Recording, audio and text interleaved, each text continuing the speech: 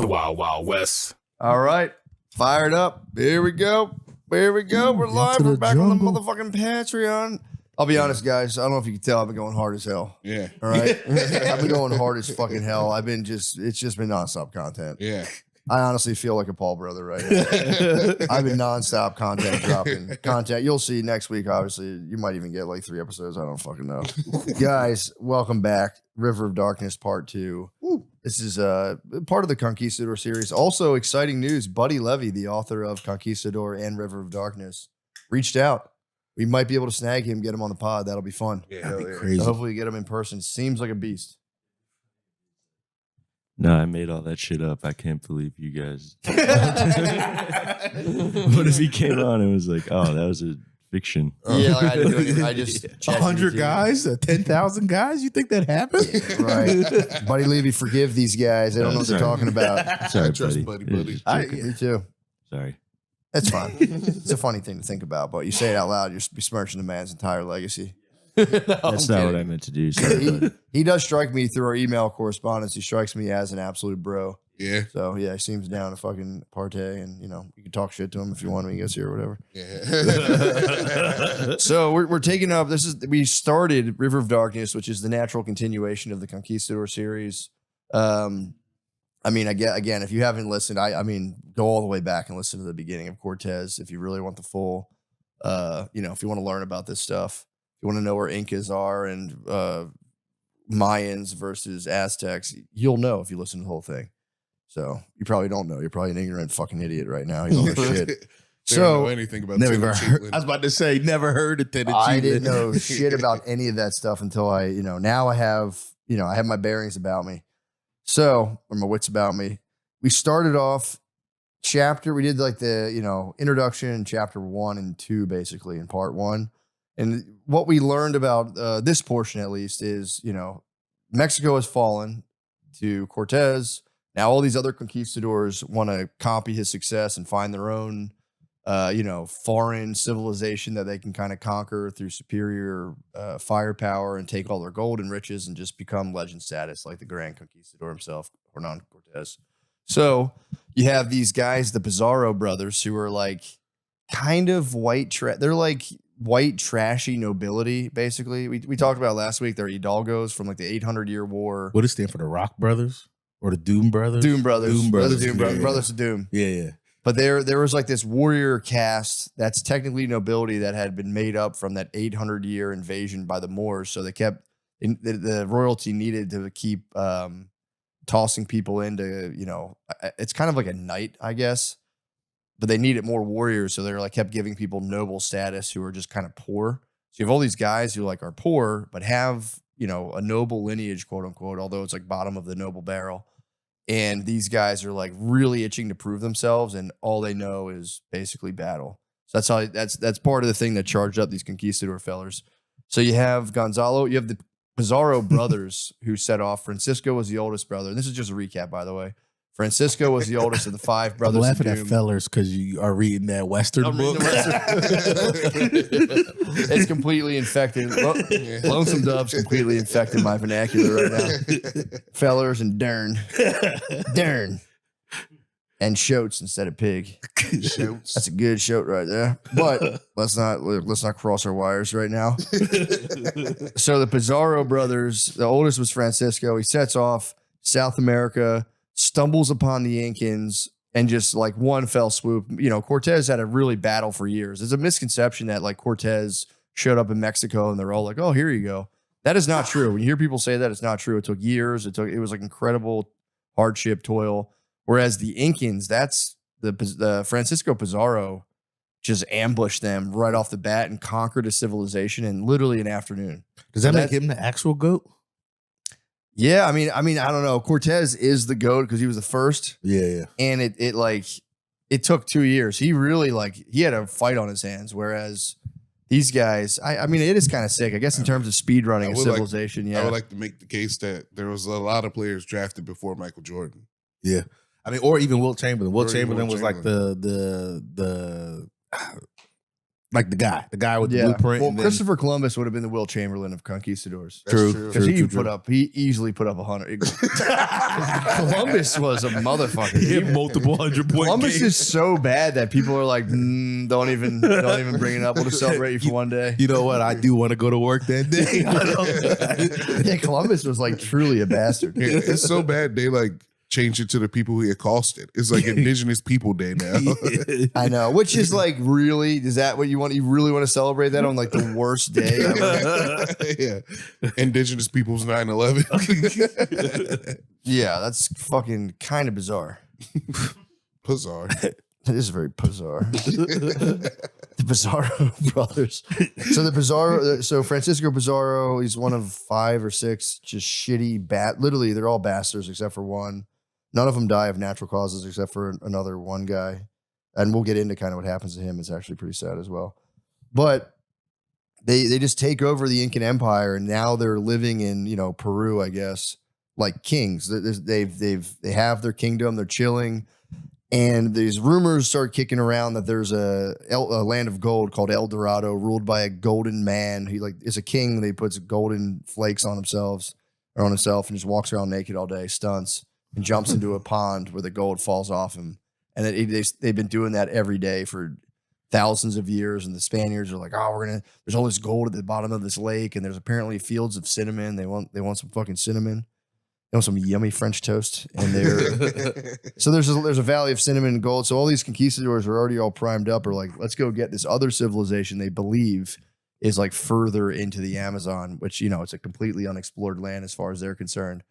So enter the I guess middle Pizarro brother. Gonzalo is Francisco's little brother, now about 45 years old, a very wealthy man. He would have been like one of the richest people in Spain.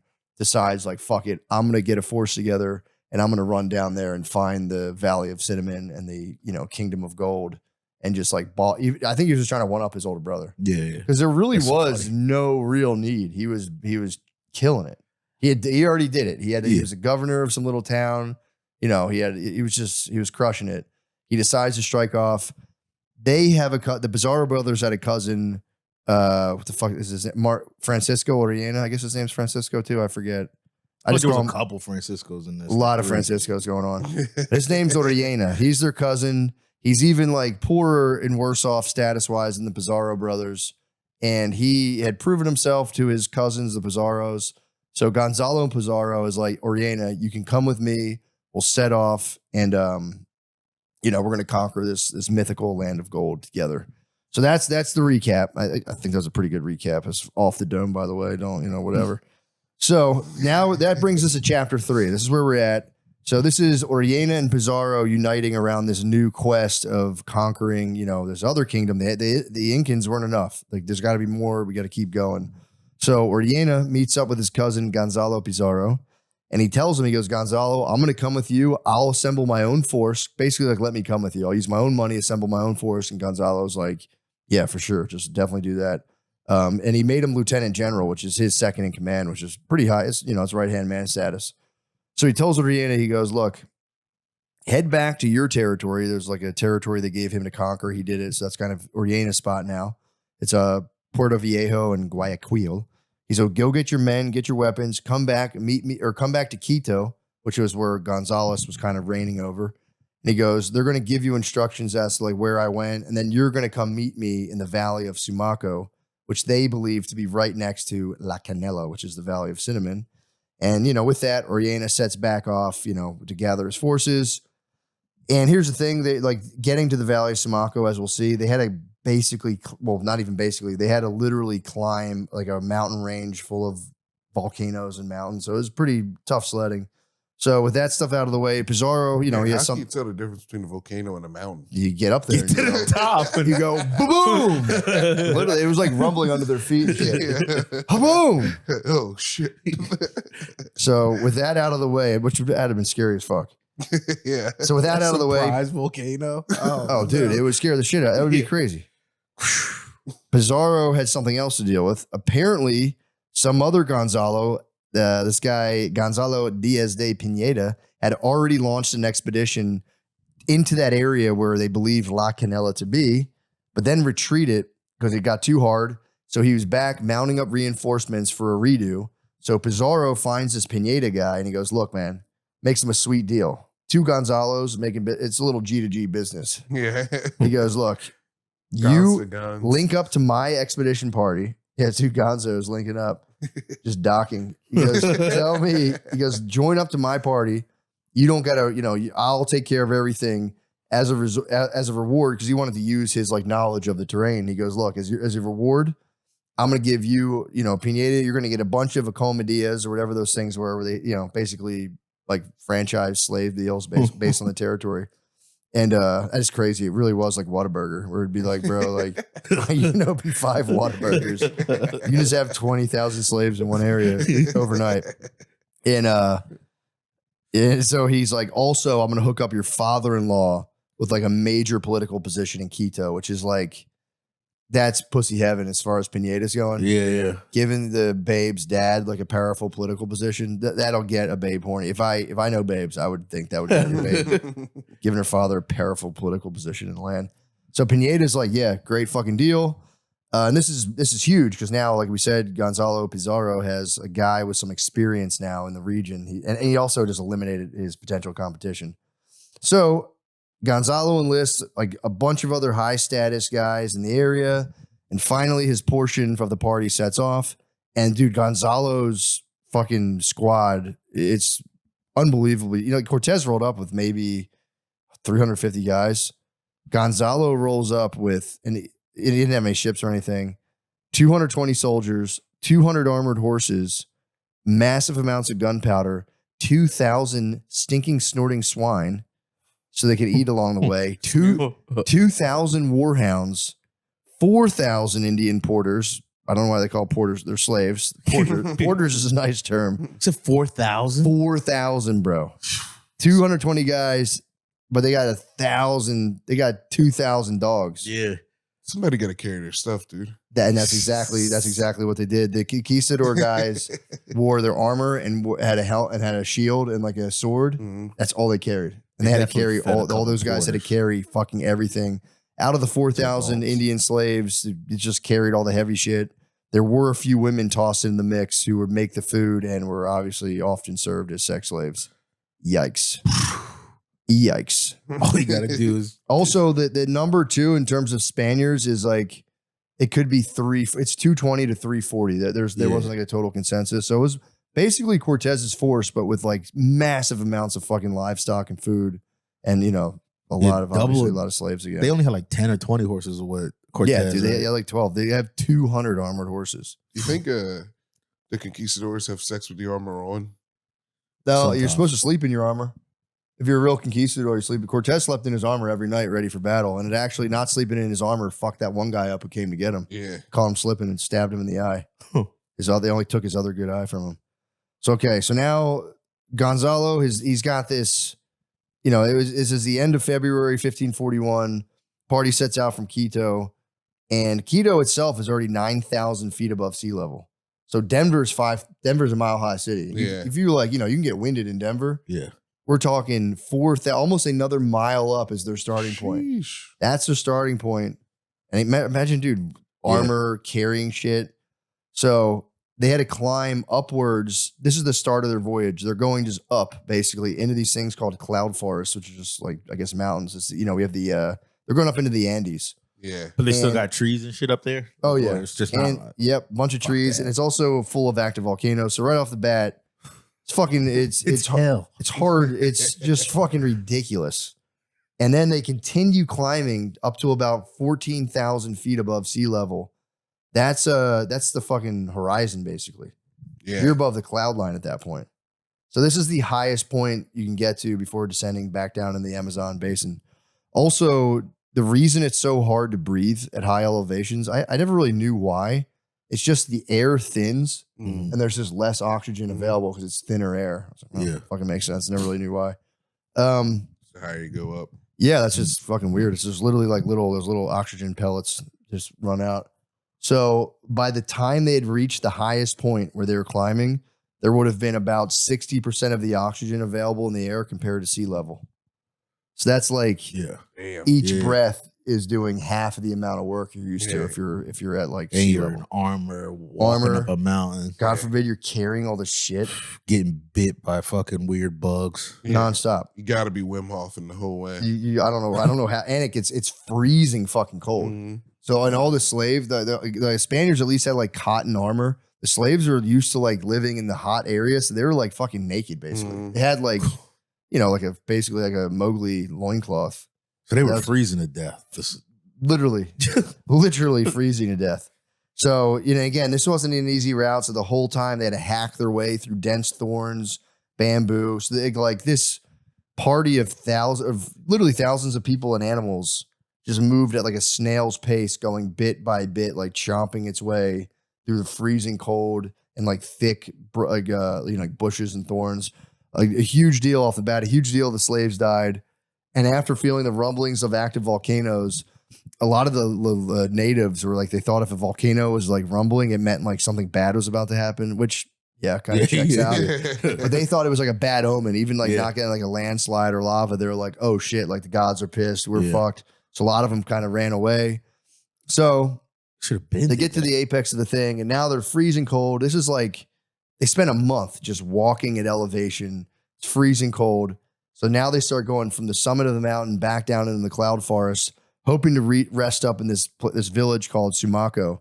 But so as they come out of freezing cold, the weather gets replaced by rainforest conditions. So now it's hot and humid and just fucking It's a swamp. sheets of rain just pouring on them. And they just walked it from like up and down. For a month, just nonstop Stairmaster for a month. You start getting down. It's like cold, thin air. You finally, the foliage cleans up so you don't have to be hacking through it like that. Yeah.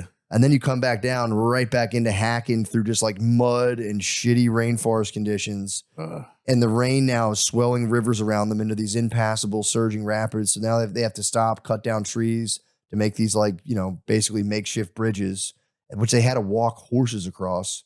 Which are like Armored slippery, horses. wet. You got to walk, make sure you don't fall. If you fell in the rapids, you're done. And people would every now and again fall and just die. And getting pigs. Yeah. Thousands of pigs, dude. That was like 3 days worth of work. They were walking around loud as hell. Oh, dude. They were making a lot of noise. So finally, after this was a kind of a brutal journey that really like, they're just getting started. They're like, this is fucking bullshit. After a brutal journey, they get to Sumaco, set up camp, and they're just waiting for Uriena to get there with his guys. So now, meanwhile, Uriena, he's rushing. He's trying to get his force together so he doesn't miss the boat. And he after about 20 days, almost like a month, he gets back to Quito with his guys, and Gonzalo hears, Gonzalo has already left. Or Pizarro has already left. So he's kind of like, all right, man, let me get out there. I got to get back to the Sumaco Valley. Uriena starts asking people about Quito, in Quito, like, what's the best way to get to Sumaco? And they're like, by the way, Uriena had 23 guys with him. Yeah. And he had barely any food. And they were like, bro, I don't think. What was his plan? He's like, we'll just beast it and meet up. We'll just fucking, it was all little brother shit. He was like, we'll just fucking run right there, meet him. The other thing too is, he's so dumb. Dude, I should have mentioned that when Gonzalo moved with his party, they had encountered natives a couple times. Yeah. Who like acted like they were going to fight, saw the amount of people and animals and were like, nope, no thanks. But now Pizarro's going the same way and there's hostile forces. So they're going to fuck him up. That's so funny. So dude, Uriena goes, all right, fuck this. I'm out of here. I told Gonzalo I'd be there. I must be true to my word. Yeah. So basically, like, you're going to die. He's like, I'm going to die. No, He's like, I don't want to be a pussy. I have to get there. So Uriena, he's a gang of 23 guys. He cuts off. They're walking up the fucking mountains. Like, this is no joke. And like we said, Pizarro rolling 200 deep basically had the G pass. So people weren't messing with him. The small bands of Indians saw Uriena's squad and were like, yeah, we're fucking these guys up. So the whole time they're like going up these mountains and just being cold and out of breath. They had to fight little battles nonstop. They lose all of their horses. Skirmishes nonstop. Lose all their horses in the process. And they couldn't find none of these guys thought to ask like the natives, like, what's easy to hunt? Yeah. This is a thing that comes back to haunt them over and over. So they finally, after a while, get to Sumaco, and instead of reinforcements, they roll up of like 20 starving dudes. Yeah. Or instead of like, yeah, true like troops, they were like charity cases. Yeah, They roll up. We need 10 of your pigs. Yeah, miserable. They roll up this miserable, starving right off the bat. Gonzalo, despite their condition, welcomes them warmly. He tells Rihanna, like, all right, you guys chill and recoup. During this time, he gives them like a few days or whatever. During this time, Gonzalo leads a contingent of 70 soldiers on a recon mission to see if they could find the Valley of Cinnamon. So, again, like just to, I guess, give context, the heat is sweltering. They're in the rainforest, mosquitoes galore, stinging ants. If you lay down, you're just getting completely destroyed by mosquitoes. Like when you had to do work there, Yeah. and for every guy doing a job, there's another guy fanning mosquitoes away from the guy just so he could focus on what he was doing, which Yeah. I guess he would just get bit by mosquitoes the whole time, which sucks. So they're just, Mosquito That was shield. definitely one of the porters. Every yeah, time. no, the Spaniards had to do it for each other. I mean, once they ran out of guys, Yeah. the porters did not last long in this, unfortunately. So they're dealing with brutal heat. Every step is just plodding through the mud, just sleeping on like a shitty, muddy forest floor. There's scorpions, spiders, pit vipers, all kinds of things just wiggling around.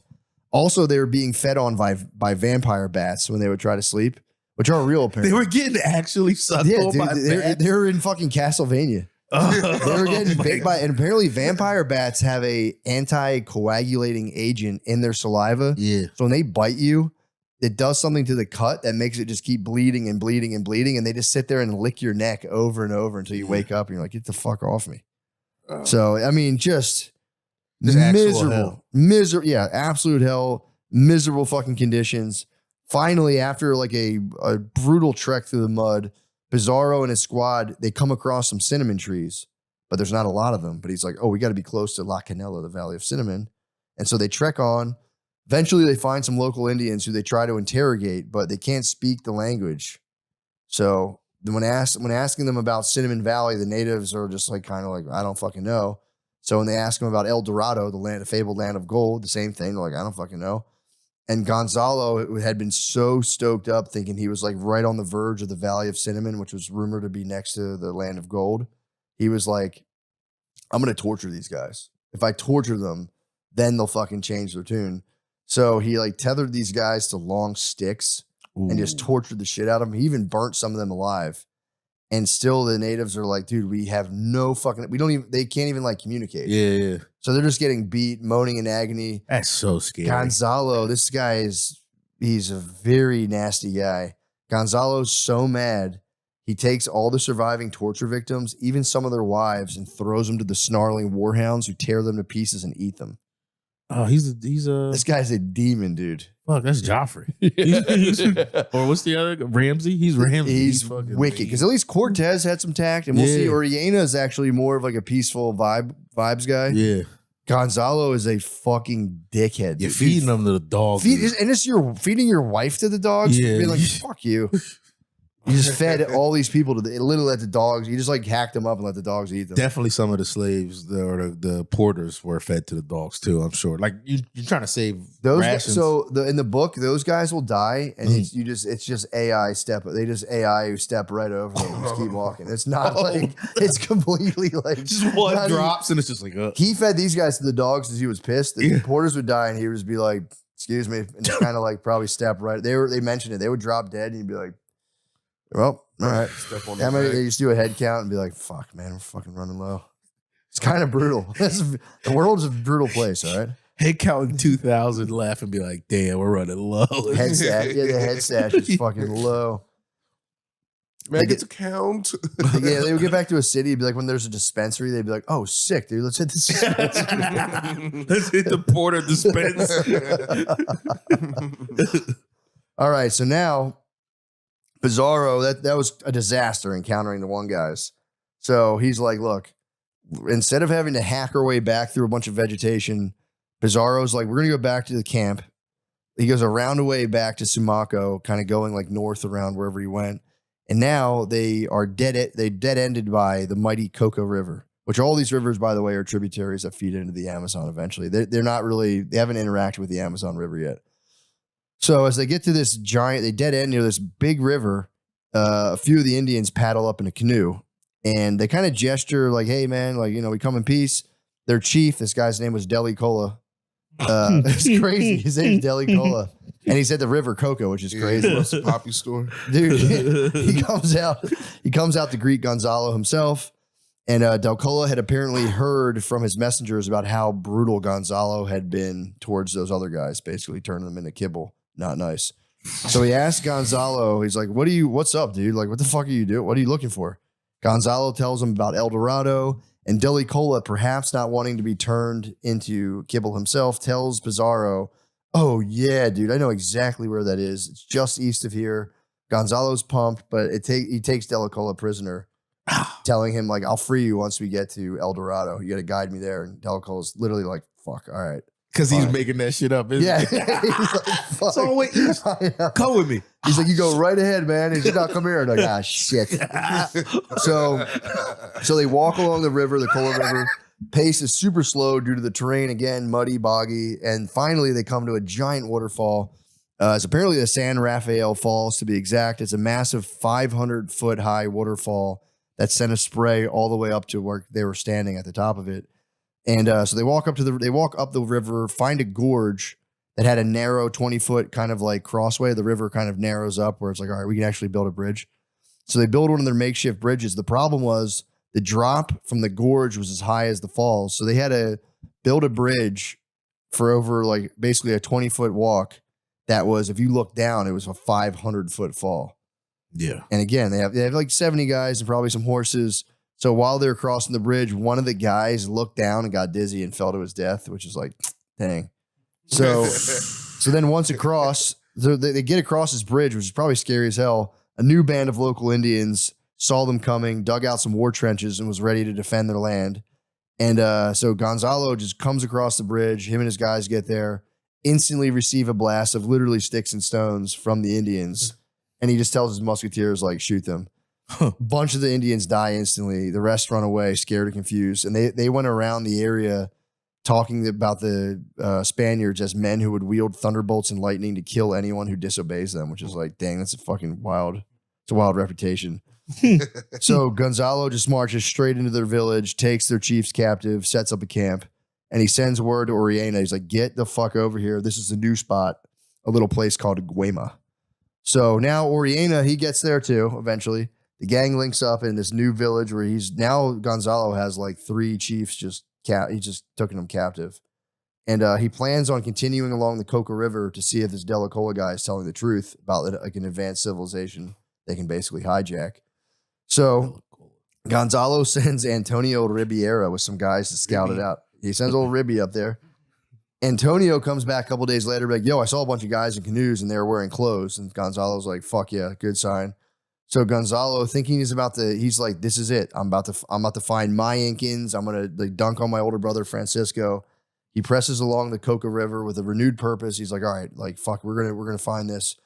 And he reaches this elevated clearing, and he like looks up for a second and just goes, oh, he sees the basically immensity of the Amazon jungle.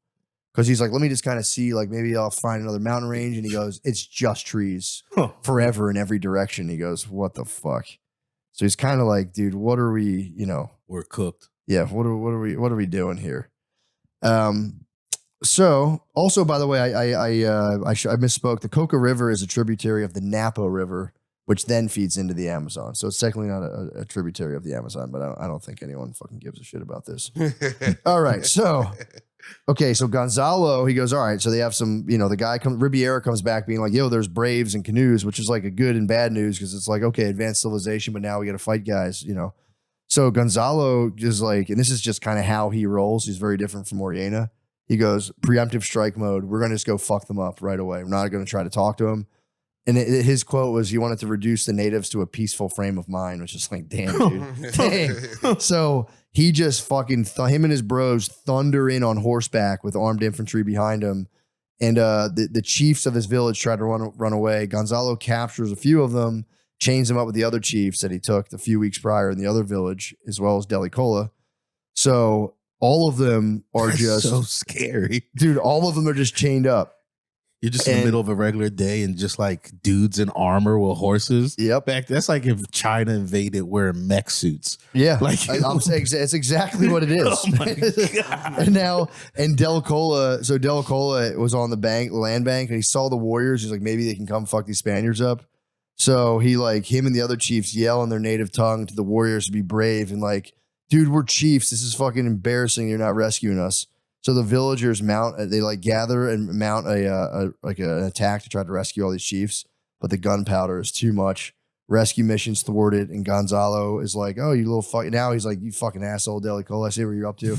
So now Del Colo though ends up snagging 15 canoes, which is super helpful for them to kind of go up and scout along the river because like walking along the riverbank fucking sucks. So now Del Colo is tied up with he's there with like 5 other chiefs. And they camp out in the village of the dudes, basically asses they just beat. Yeah. And so as they're posted up, they're like, "Fuck, dude, we don't have any more food." So Gonzalo, I mean, they have some pigs, but they're like, "We need to get some like fresh food so we don't dig into these piggies, I guess." So Gonzalo sends a small. They might have actually used a lot of their pigs up by now because this has been months and months, and they have lots of guys in the Amazon rainforest. Yeah, so and they don't know what to hunt. Yeah, they're probably getting the pigs are probably. I think they were crushing too. I think they're crushing the Hamon. So Gonzalo sends small raiding parties out on these commandeered canoes, and they come back with little snacks like yucca bread and fish just from other villages. It's not enough. These are snacks. These guys need meals. And so things start getting serious where they're like, "Fuck, dude, we're getting hungry." And by now, out of all the 2,000 slaves they brought, pretty much all of them were either dead, dying, or had escaped by now. And smallpox was still a thing. So it hit a lot of them, and these guys had zero immunity. So like as they were walking, these guys through the jungle, now they're not freezing, but they're starving. They developed these blisters all over their bodies. And this was what I was talking about, where like they would just drop onto the forest floor. Yeah. And you would just be like, ugh, and just kind of like fucking brutal stuff. Saw that coming. Brutal stuff. Also, by this time too, they had reached the Coca River. 140 Spanish had died or deserted from the original force of 220. So the herd had gotten thinned considerably. So while they're sitting there just chilling in this taken over village, they're contemplating like, what's the food situation? Orellana was put in charge of learning the languages of the captured chiefs. And he, being a bit of a language savant, Orellana picks up some Arawan, Pontiac, which is Pontiac or whatever it's called, Tupion. And he started writing out a little phrase book of useful words that might come in handy in the future. What he didn't learn about, which again, this kind of fucked him up, is what kind of plants were edible and what kind of game was easy to hunt, which is a big mistake, as we'll see. But the phrase book was like a huge help. So they all just kind of chill, and everyone's getting hungrier and hungrier. And then Piazzo has an idea. He goes, "We got to build a boat." And the reason for this was, he had learned that the rivers were like there's people's highways. The other civilizations had like paved roads, like the Romans had their paved roads, all this stuff. In the Amazon, it was like you didn't do paved roads because you had that river. So it was like, dude, just navigate using the river. It's way easier. You can get there way faster. So preserve the forest. Exactly. And yeah, they were way ahead of their time. And with all the they had all their slaves were dead. So they were like, "Fuck, dude! Like, someone's got to. We're not carrying this shit." So they built boats so the boats can carry all this shit. Also, this is a question too. With all the slaves dead, I wonder who would have cooked. All the lady slaves were dead. Yeah, that would have kind of like, I don't know, man. If you were like a Spaniard, those conquistadors were like super macho men. If you had to be the cook, it was probably like bitch work. Yeah, it was negative aura for sure. They didn't. You don't think they? Or they'd be like, because some of the guys were astrologers. Yeah. That was a big thing that would come in handy. Where like a lot of those dudes, there was always like an astrologer kicking around. That guy might not have cared either. But like, put me on cooking duty. I don't want to do everyone all was this so shit. hungry, you probably were the hero. Yeah, chef mogging. I was just curious. Yeah. True, they do their picture, arms crossed chef picture. So they make a boat, and honestly, too, a big inspiration from the boat was these guys all idolized Cortez, and they were like, "Fucking Cortez built a boat," so like, I gotta build a boat now. So that was kind of a thing too. That was lurking in their minds when Cortez built the boat to siege Tenochtitlan. If you don't even know what I'm talking about, go back to the other part one, bro. Yeah. So now they're like, all right, we're gonna build a boat. The boat they were building is called the San Pedro. That was the name of it. And this is an all hands on deck situation. Orellana goes into overdrive. He's still showing off for Gonzalo Pizarro. He leads the charge on nail making, which you forget about building a boat. They had to make their own nails. Yeah. So this was a very tedious and time consuming process where they had to take all of the non-weapon iron they had, basically like horseshoes and anything that wasn't a weapon or a shield. They would smelt it down so they could forge like thousands of little nails. And on top of that, they had to start, dropping the timber, planking it up. So on top of that too, they had to make pitch. So you have the wood, then the pitch is that stuff that kind of like waterproofs the boat. And they were using like tree resin and old shirts. Some of their shirts had started to like deteriorate. So you would just kind of mix that in with pitch to kind of, caulk the boats basically. Yeah. So in a month's time, this is all hands on deck. They ended up with a big ass rowboat called the San Pedro that could be rowed by 8 oarsmen and could carry about 20 to 30 people plus all their supplies. So, and it was really like whoever got to ride on it was all like sick guys. It was sick guys and supplies. So That's kind of nice. I thought it would be like the top guys be like, I'm on the boat. no, the Spaniards were very good about being like, I'm not a bitch. And like they would lead. If you didn't like lead the charge, you were kind of a pussy. You like lose the morale of your men and all that. Okay. Yeah, you had to like ride in. They didn't really do that kind of stuff. That makes surviving those battles way more beast shit. Like, It's kind of you've tight. been in like 50 of them. No, they would at least do first charge. Yeah. Then Okay. they get out of there. First charge. Yeah, they probably fucking be, all right, I'm gonna go check on. Hit the U-turn mid-charge. You'll see though, because they'll send people out on like suicide scouting missions. Like, how about you go ahead out there and go see what's up? Okay, so now it's November 9th, 1541. And while they don't know where they're going, they sure know where they've been. And Pizarro's basically like, okay, I'm lost. I'm not that lost. If we just walk alongside this river, he's like, I think it'll spit us out somewhere, and he's like, or we'll just keep finding Indians taking their shit and just keep going. And, maybe we'll find another one of these empires. He's starting to kind of lose his bearings. That's the main point. And again, food is still a major issue. So only a few people could fit inside the boat. The rest had to walk along the riverbank. It was a muddy mess full of creeks and streams and just tired you out. So they would plot alongside the boat and they'd stop off to snag yucca and guava from villages. And they march on like this for 43 days, just eating basically bread and fruit while they're already hungry, leading up to Christmas. And by now they're like, they're pretty fucking skinny. They're not looking good. And the country they'd inhabited or the country they'd entered, like this land they've entered, there was villages. Now it's completely uninhabited. So they don't have any villages to go like take the food from.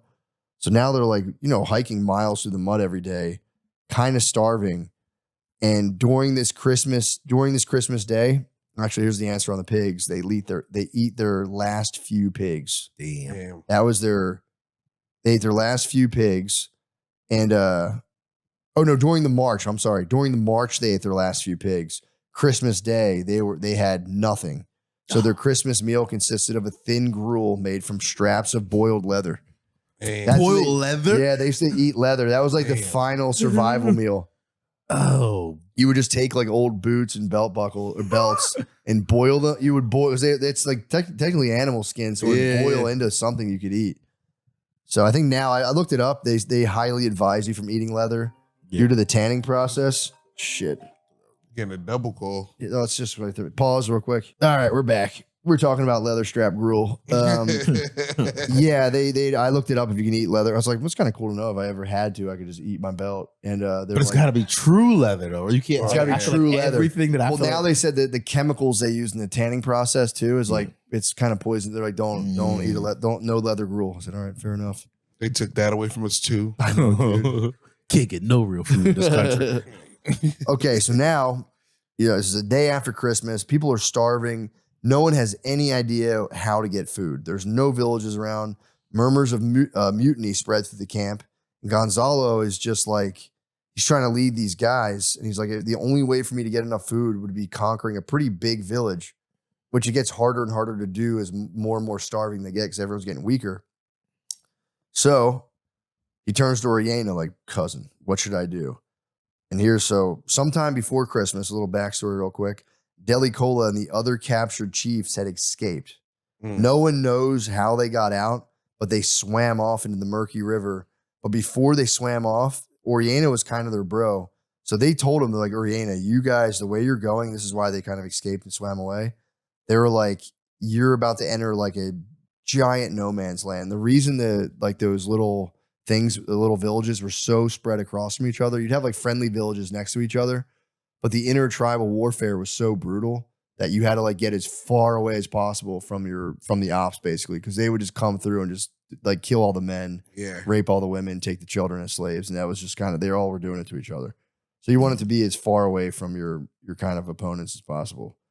So they were like, dude, okay, you guys are about to be fucked. However, if you guys decide to go up that way, keep going up the river. It's going to fork. If you look at the fork and take basically a right or whatever, if you just like, the river's going one way, wherever it forks off, go that other way. If you go a couple of days up there, you're going to find villages with a ton of food and gold.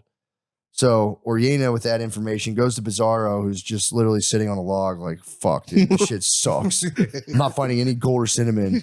Oriana tells Pizarro, he's like, this is what Delicola told me. And he proposes to the cousin. He goes, look, let me take the boat, the new San Pedro.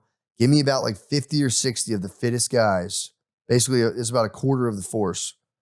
And he goes, I'll find food and I'll bring it back to the rest of the camp. Pizarro's like, yeah, dude, for sure. He tells everyone, Oriana will be back in 12 days. We're all going to grub. This is going to be fucking awesome. You know, blah, blah, blah. So the day after Christmas, Oriana loads up the new boat that they built, picks his men, he cherry picks, heads down the river. So now we're into the split. This is chapter 5. This is the split between Oriana and Gonzalo Pizarro. So Oriana and his men cruise down the Napo River.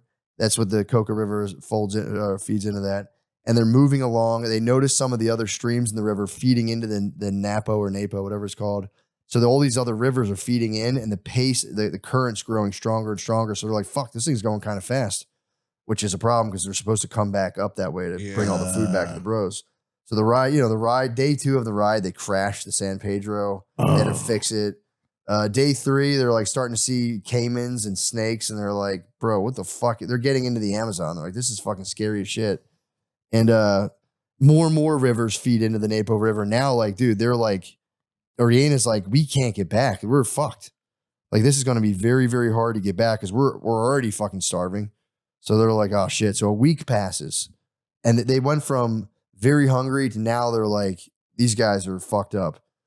It's like they fasted after a week of barely eating. Yeah. So Oriana, he's like, all right, we're too hungry. He pulls over, anchors the boat. He tells some of the guys to get out and see if they can't hunt up some game. And apparently some of the guys were so delirious with hunger, they started crawling around on all fours to graze on like weird herbs and roots like animals. So then we got more belt and boot gruel. So they get like herbs and throw them and cook up like a belt gruel. And Oriana is like, he's seeing morale just nosediving. He goes, guys, let's say a mass. He has a priest with him, Friar Gasper. So Gasper holds a mass, reminding everyone how awesome God is. And the men are like, yeah, fuck yeah, God rules. They board the boat, continue down the river. I love that worked. I know. Morale boost. Yeah, hit him with the God is good all the time. All the time. So God is good. they're like, yeah, dude, let me get up off my hands and knees. I'm being a complete bitch. God's watching. Let me fix my shit. Yeah, this is fucking embarrassing. They continue down the river, just laying there, dude. They're starving. New Year's Day, Oriana goes, yo, you guys fucking hear that? And they're like, what are you talking about? He goes, I can hear tribal drums. And they're all just like, bro, you're fucking full of shit. So they travel 2 more days after that. Everyone is just literally like, fuck this. Oriana pulls over again. The San Pedro, and they have a small little fleet of canoes, all hit the shore where the bros, again, dine on leather and herb soup. Just so depressed, so hungry. While they're eating the gruel, the drumming sound comes again. This time it's unmistakable. And Oriana's like, I fucking told you guys. So people are like, okay, drums means people means food.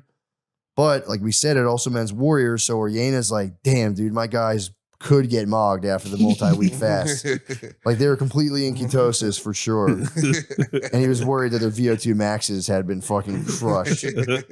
Plus their sleep wasn't good at all. So they're like, dude, they're like, look, he's like, we're starving. We gotta eat. So they sleep just kind of uneasily. In the morning, strap up their armor, load their muskets, get back in the boats. Basically, like, we're just going to roll up on these fools and see what happens.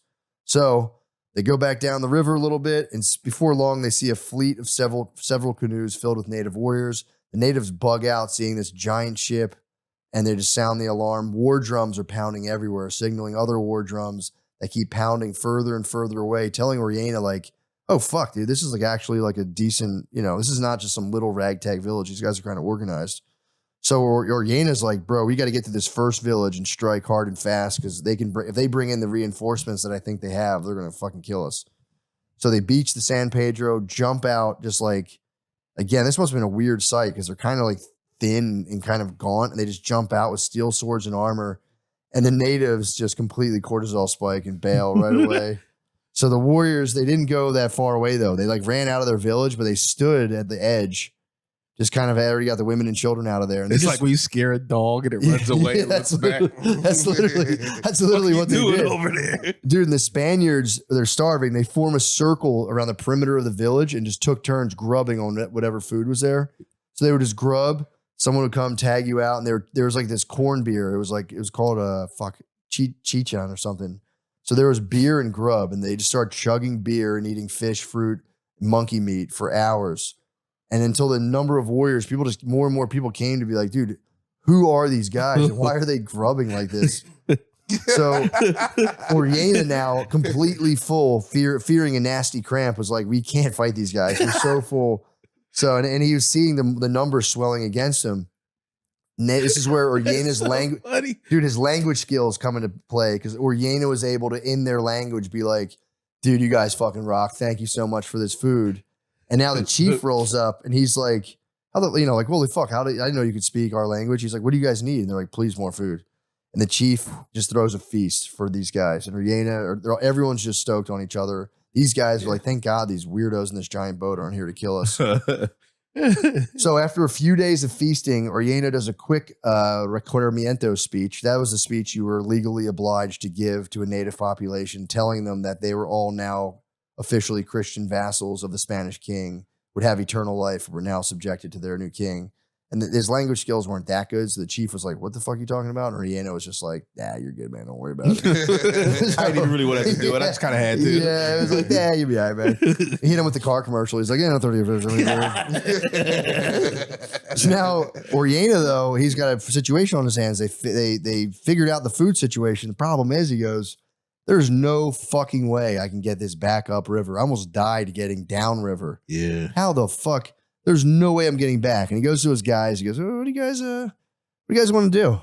And all of his guys were like, dude, we should bring our bros some food, but like, man, that current's pretty strong. Ooh, man, I don't know, dude. Like, we could all definitely starve to death if we head up there. Ah, shit. So then Oriana covers his ass. He offers a cash reward for 6 men to load up some canoes with food, which I guess are easier to paddle, and go upstream to meet and feed Pizarro while they wait in the village. And it took like 2 weeks with the current. So we're like, bro, we could definitely just die trying to paddle out. So everyone, he waits for, he does the offer to cover his own ass. And everyone is like, yeah, fuck that. Apparently 2 guys were like, fine, I'll do it. And Oriana's like, nah, it's not even enough guys. Yeah. Because they had literally just almost died of starvation. So Oriana, he could have ordered them sword point. He could have took 6 guys to cover his own ass legally and been like, do it or I'll fucking kill you. And but he was just a cool boss, so he didn't do that. Definitely, probably smoked weed if I had to guess. Cool ass boss. So by now, Oriana is like, yo, okay. The new plan is no fucking way any of us are going back to meet Gonzalo. But he goes, I need to figure out a way to legally satisfy my justification to. It was kind of a mutiny, basically. He disobeyed orders, and it was like life or death orders, which everyone could have died. But his problem was like, well, I don't want my guys to die. Yeah. So if those guys are fucked and I just go back to die voluntarily, like, what's the point of that? So he was like, and also he's like, hey, maybe who knows, we'll even find them. They might have walked. Who knows where the fuck they actually, they had overstayed the fucking 12-day thing by far. Yeah. So like they're in the jungle. They don't even know where they're at. The problem was Gonzalo was as we saw with burning all those guys and feeding them to dogs, absolute brute. And if he got on his bad side, like, Oriana was more or less facing hanging. If he got back to Quito and Gonzalo was like, you little motherfucker. Yeah. Gonzalo would have brutally murdered him in front of everybody. So he has to come up with like a legal thing to be able to get back out of that. So Oriena's like, all right, we're not going back upstream. I'll deal with Gonzalo. I'll figure it out as we go. So he goes, guys, you know what we're going to do? Again, fucking conquistador stuff. He goes, we're going to build another boat. I was like, okay. But they want to, because the problem, because by now Oriena was like, our only hope is he had heard that river feeds into a bigger river, which they called the Maranon, which was the Amazon River.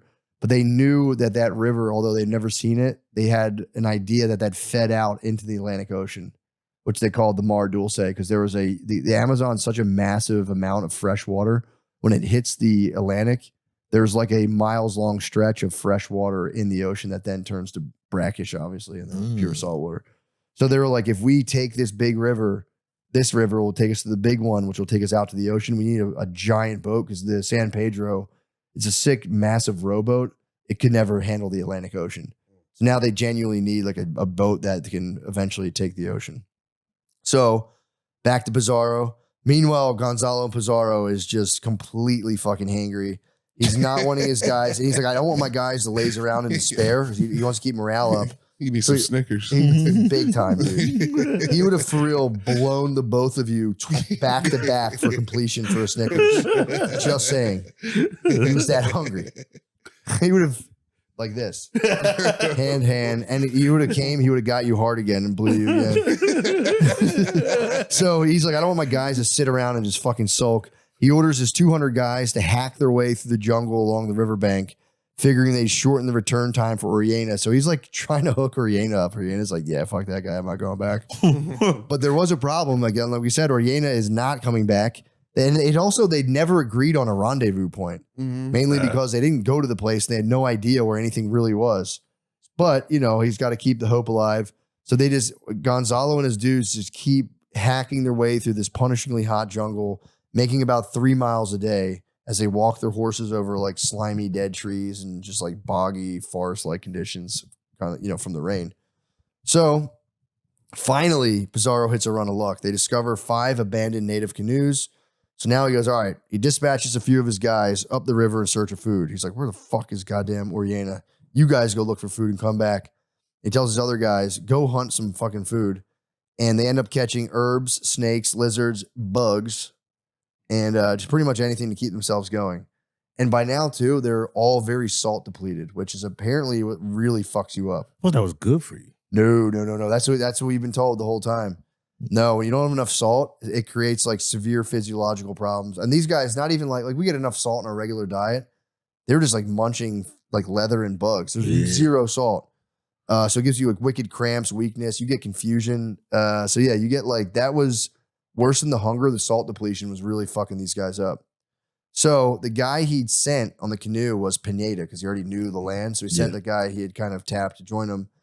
So Pineda goes off on a search mission. Solo? A couple of guys. Okay. This is a few. So 8 days into the, Pineda being gone, they're literally eating lizards and bugs. That's all they're eating right now. The expeditionary force, Pineda, returns, on their canoes, telling Gonzalo, like, no food, no tree slashes. I don't know where the fuck this goes. Usually they would leave tree slashes for each other to find, like, which way they went. He's like, we saw a couple and then they just went away. So now Gonzalo starts going, fuck, dude. Like, was he killed by Indians? Was he lost? Or in the brainworm entity, goes, that little fucker abandoned us. So Gonzalo, I know he left. It starts to hit him and he's like, motherfuckers. He starts writing nasty letters to the king after this. So Gonzalo sends Pineda. He goes, all right, dude, you go off in these canoes. I'll give you some more guys. Now your orders are go to find Oriena, or at least some food in return, or else we are going to die for sure. So Pineda sets off, leaving a pretty grisly brunch session where the other Spaniards were eating the remains of dead dogs, the entrails and all, which is like, ugh. And they're getting ready to butcher an emaciated horse. And he's like, all right, I'll catch you guys later. So Pineda goes further than the guy. Oh, sorry, I kind of fucked up. Pineda wasn't the guy who went on that first expedition and came back. That was a different guy. So my bad. Okay. So Pineda now goes way further than that guy. He takes the canoe and he finally finds some marks in the trees left by Oriena. And he goes, oh, okay. They pull over. So they're looking and they're like, maybe this is the spot Deli Cola was talking about as the fork in the river that led to the wealthy kingdom, blah, blah, blah.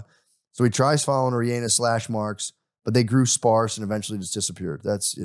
So Pineda judging on how long Oriana had been gone, was like, yo, this dude, and he had faced the current as well. He's like, there's no way this guy's fucking coming back.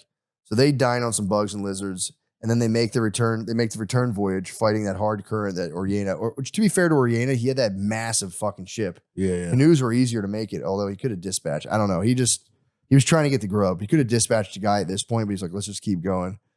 And to be fair to it, the guy Pineda, it felt like his canoe could barely move. Yeah. So there's no way you're getting an 8 oarsman boat with, all your supplies and 20 people on it. So to be fair, it was like, he kind of made the right decision to not go back. They would have died. Yeah, they would have been fucked. But on the way back, they find something. Pineda finds rows of planted crops. So they bank the boats and they step out and they're like, all right, we're going to fight whoever's like growing these things. But no one was there. It's just miles of yucca crops across the river. And if you don't know what yucca is, it's like a sweet potato, basically. It's like a big sweet potato that you can't eat raw, as we'll see. It has major problems. They contain not arsenic, but something that leads to arsenic once you metabolize it. So and they just started grubbing them. You fucking know they did. So they get to the yucca crops. Spaniards are just like, thank fucking God, we're going to live. We found food. They have a complete yucca feast. But Pineda, luckily, though, had the good sense to start some fires so they could properly cook the yucca. Like we said, if eaten raw, can be poisonous.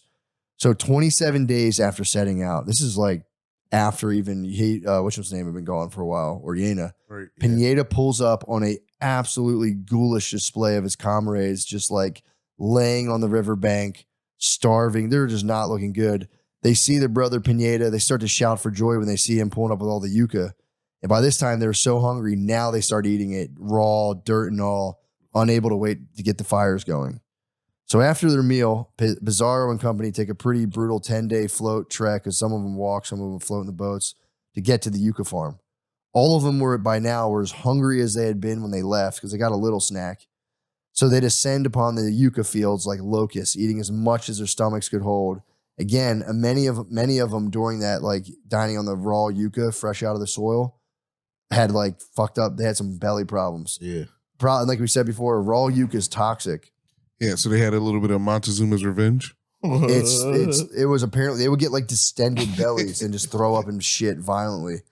And the problem though is like there's sweet yucca and there's bitter yucca. Bitter yucca has more of that like cyanide like poison. So you could eat some of the regular yuccas raw and it wouldn't make you that sick. Yeah. But then you eat a bitter one and like these dudes, the guys who ate the bitter ones, it's like toxic to the point where they started rolling around, blabbering nonsense, their stomach sticking out, just throwing up, horrible indigestion on top of like starvation, basically. So it doesn't take Pizarro a long time to figure out that there's no like a bathroom to go to either. You're just rolling, throwing, and you're up delirious. shit. You're delirious. So you're just rolling, shitting. It's disgusting. Yeah. Pizarro, after pretty quickly goes, oh, dude, the raw yucca is what's bad for people. He tells everyone to chill. Fires are lit. So they can cook it properly. But by now the damage is already done. So now you have a bunch of starving Spaniards now hurling and blasting diarrhea, completely harshing what was supposed to be a joyous fucking, a meal after almost starving to death. So Gonzalo gets the bros under control, though 2 do die from the poisoning.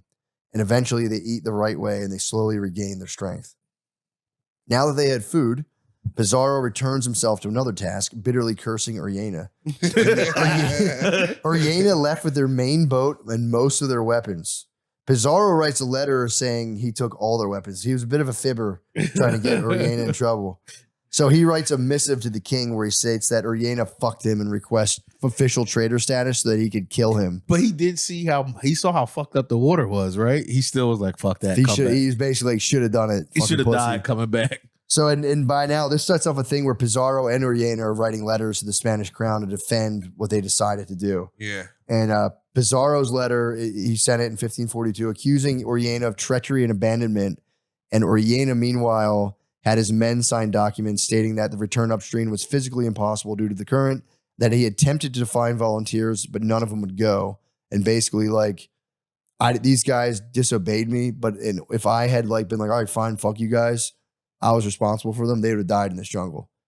They were in the land of the heathen. Yeah. And they were like, and that's what the letter is so funny that he writes. So like, the brave captain saved us from the heathens.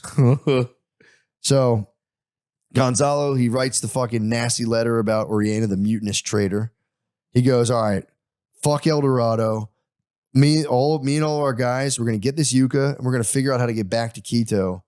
Just get the hell out of the jungle. I'm going to escape this jungle and I'll go back to dealing with Oriana's fucking traitorous ass. So now, and Oriana's plan, like the whole thing is just, they've already given up. It's the beginning and they're like, yeah, this is impossible. Gonzalo, they're just trying to get back to Quito over the mountains, basically. Yeah. Oriana's going, I'm going to get back a super roundabout way all the way down the Amazon into the Atlantic and kind of sail back. To get back to where his boys are? Or to just Spain, just whatever's Spain? Okay, closest. okay. It's like, let's get the fuck out of They here. both kind of gave up on each other. Yeah, I mean, they're gone. Yeah. He's like, fuck Oriana. It's purely on site with Oriana. So now we're back to Oriana. So he and his 60 bros, they're just living it up at this village, forging nails so they can build this other boat they can sail in the Atlantic with eventually. And, like we said, their plan now is to escape as well. Yeah, so they figured they would get all the way out. The only problem was all their boat building experts were in Pizarro's camp. And the natives, they were just feeding them and even helping making their nails.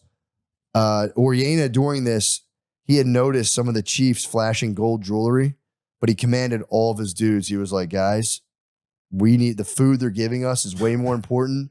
Don't you fucking dare. Yeah, that's Don't they you were grimy. Fucking dare. Oh, yeah, very grimy. Grimy. Oh, you're helping us, but I see your gold chain. Oh, he would do shit too, where it was like, and we'll see later on because they go to another village later on. But like, there was a serious concern for one. You had 60 guys. The chances of one of them sneaking out at nighttime and raping a villager, super high. Yeah. So you had to you had to get these guys so tired and have that priest constantly in their ear, like, bro, like, dude, how sick is God, dude? Because it was like God they would hates rapes. and if one of those guys did it, they would all die. Yeah. So it was like, and the gold is the same thing. He's like, they would go try to sneak in. It was like these guys, you had to really keep them under wraps. Luckily for these guys, this is what happened to them. So while they're making these nails, during this time, the chiefs would just, from the villages kept coming to visit, Oriana and talk to the guys. He told them about the legend of the Amazon island, which is an island full of beautiful female warriors. The Amazonians. Yeah. That's where it came from. Yep. So there was they apparently these guys, you have the horniest dudes. The Spaniards are probably so fucking bricked up by now, and these guys would come by and be like, if you guys keep going, there's going to be an island full of beautiful babes that they're powerful warriors that every now and again they come to the mainland and just kidnap guys so they can get cream pies from them, and then they ship them back out. And any of the boys born on the island, they just like put on the mainland. They just keep the girls. So it's like it's an island full of powerful, horny women, and the Spaniards are just working so hard on these nails, being like, bro, we have to get there. Can't wait. We gotta get there. They were definitely, and the legend of the female warriors ultimately is what gave the Amazon River its name. They named it after the fucking like mystical babes, ladies. mythical babes, just hard as the nails they were making. Dude. So they work like crazy for 3 weeks. That's actually funny. That's insane that's where it actually came from. And like to this day, we still like see a tall, bad lady and go, she's an Amazon. Exactly, bro. The dream has never died. We got to find the island. And then we can go, babe, we got fucking kidnapped by powerful female warriors. I didn't want a fucking pie. Yeah, death by snoo babe. So they work for 3 weeks making these nails. Suddenly they notice a vibe shift. The food's coming slower and slower. Oriana takes the hint. And he tells his guys, he goes, yo, gather the nails. We're going to pack the boats and get the hell out of here. Fill it up with food, all we can get. I don't want these dudes turning on us. Let's get the fuck out of here. They're slowing up on the food. And that had happened to Cortez a bunch of times where the food starts coming slower and slower. And usually that precedes some weird like attack. So they try to get you weak and then they attack you. Who knows? But he goes, I'm getting the hint that they want us the fuck out of here. So he goes, he's like, I don't want to sour the relations with these people because there's like tribes. They're like kinsfolk. There's more of them up the river. So he's like, let's not piss these guys off. So maybe a new village will take us in. So he tells the chief, he goes, yeah, I think we're going to get the hell out of here.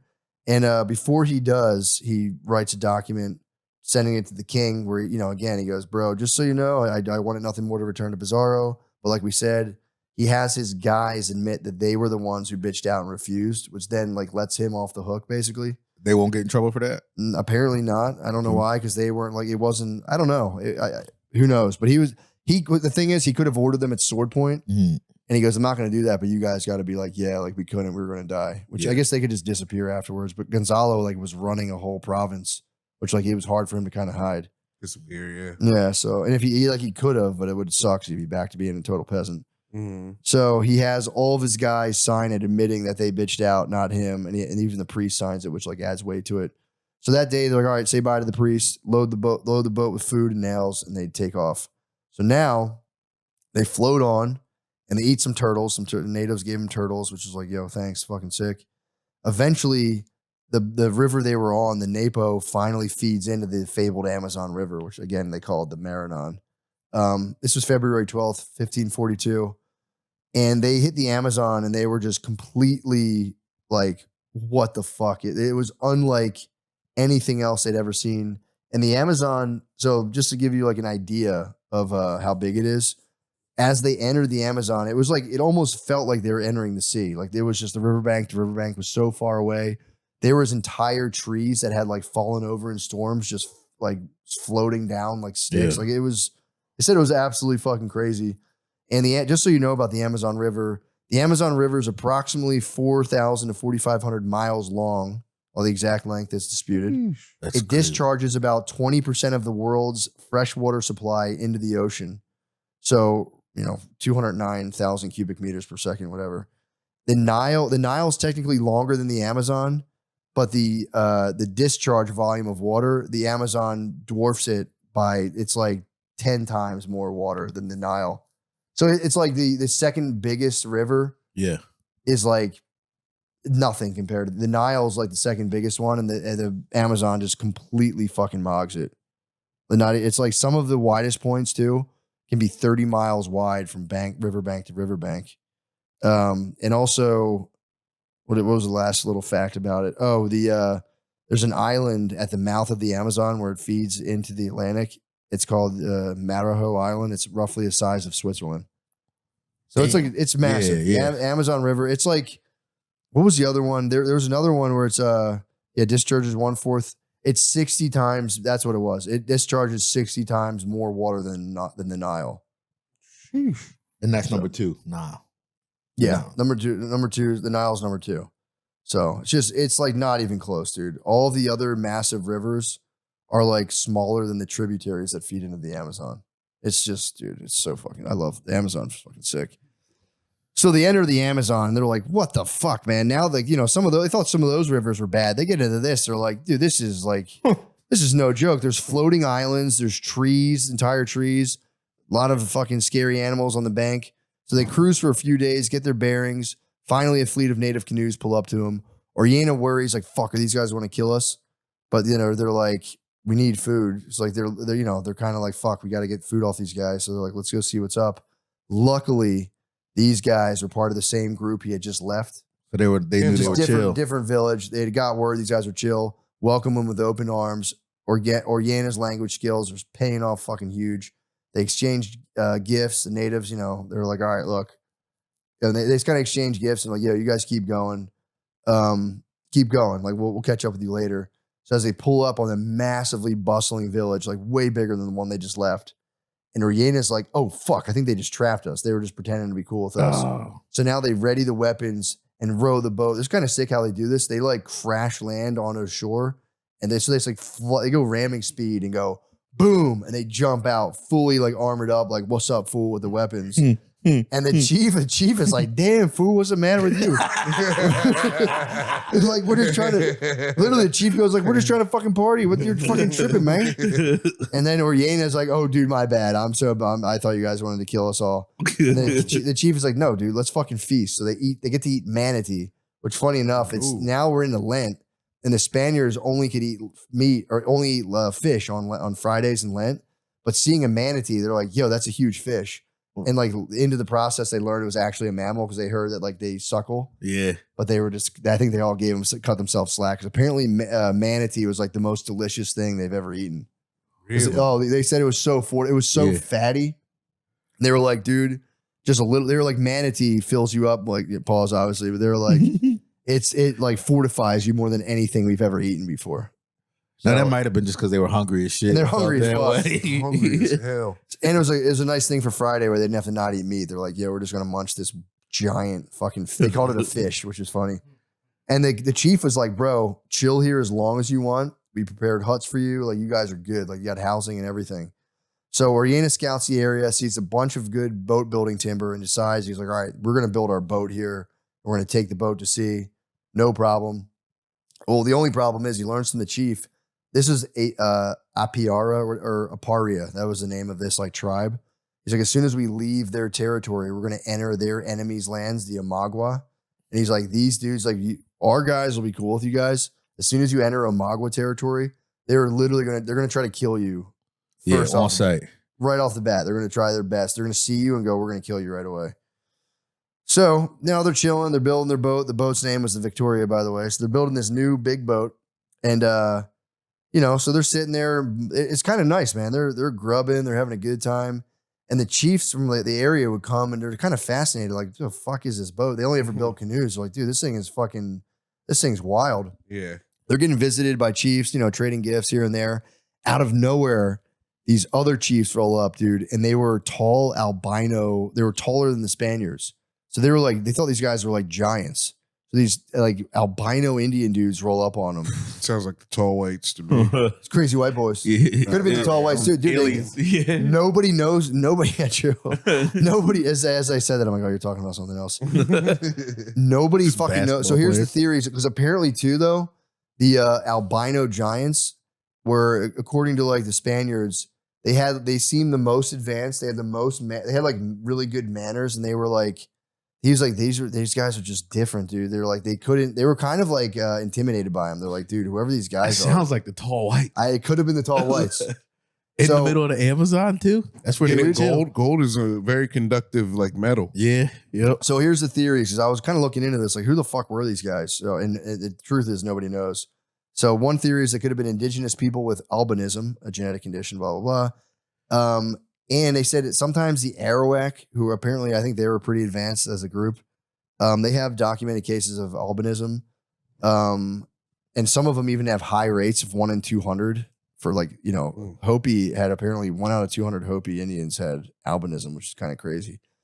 Also, the albinos were given special status in South America. They were just considered heavily, again, could be tall whites. Yeah. So there was that. And also there's another thing where if you like apparently eunuch someone early on, it would send their pituitary stuff into overdrive that would make people grow super tall. So it could have been the childhood, you could have castrated albinos and turned them into giants. The truth is, no one knows, but Oriana liked them so much. And he's like, you guys please bring your chief here. We want to meet him so bad. And they just never came back. They're like, no, fucking, we're moving on. Probably hit the spaceship, obviously. Yeah. So they get back to building the boat. They probably time traveled to Nevada and crashed. And they get back to the boat, and Oriana, thinking smartly, he goes, look, this is what we were talking about before. He keeps these guys working around the fucking clock. 'Cause now this is a big village. They got fucking all horned up from hearing about the Amazon island.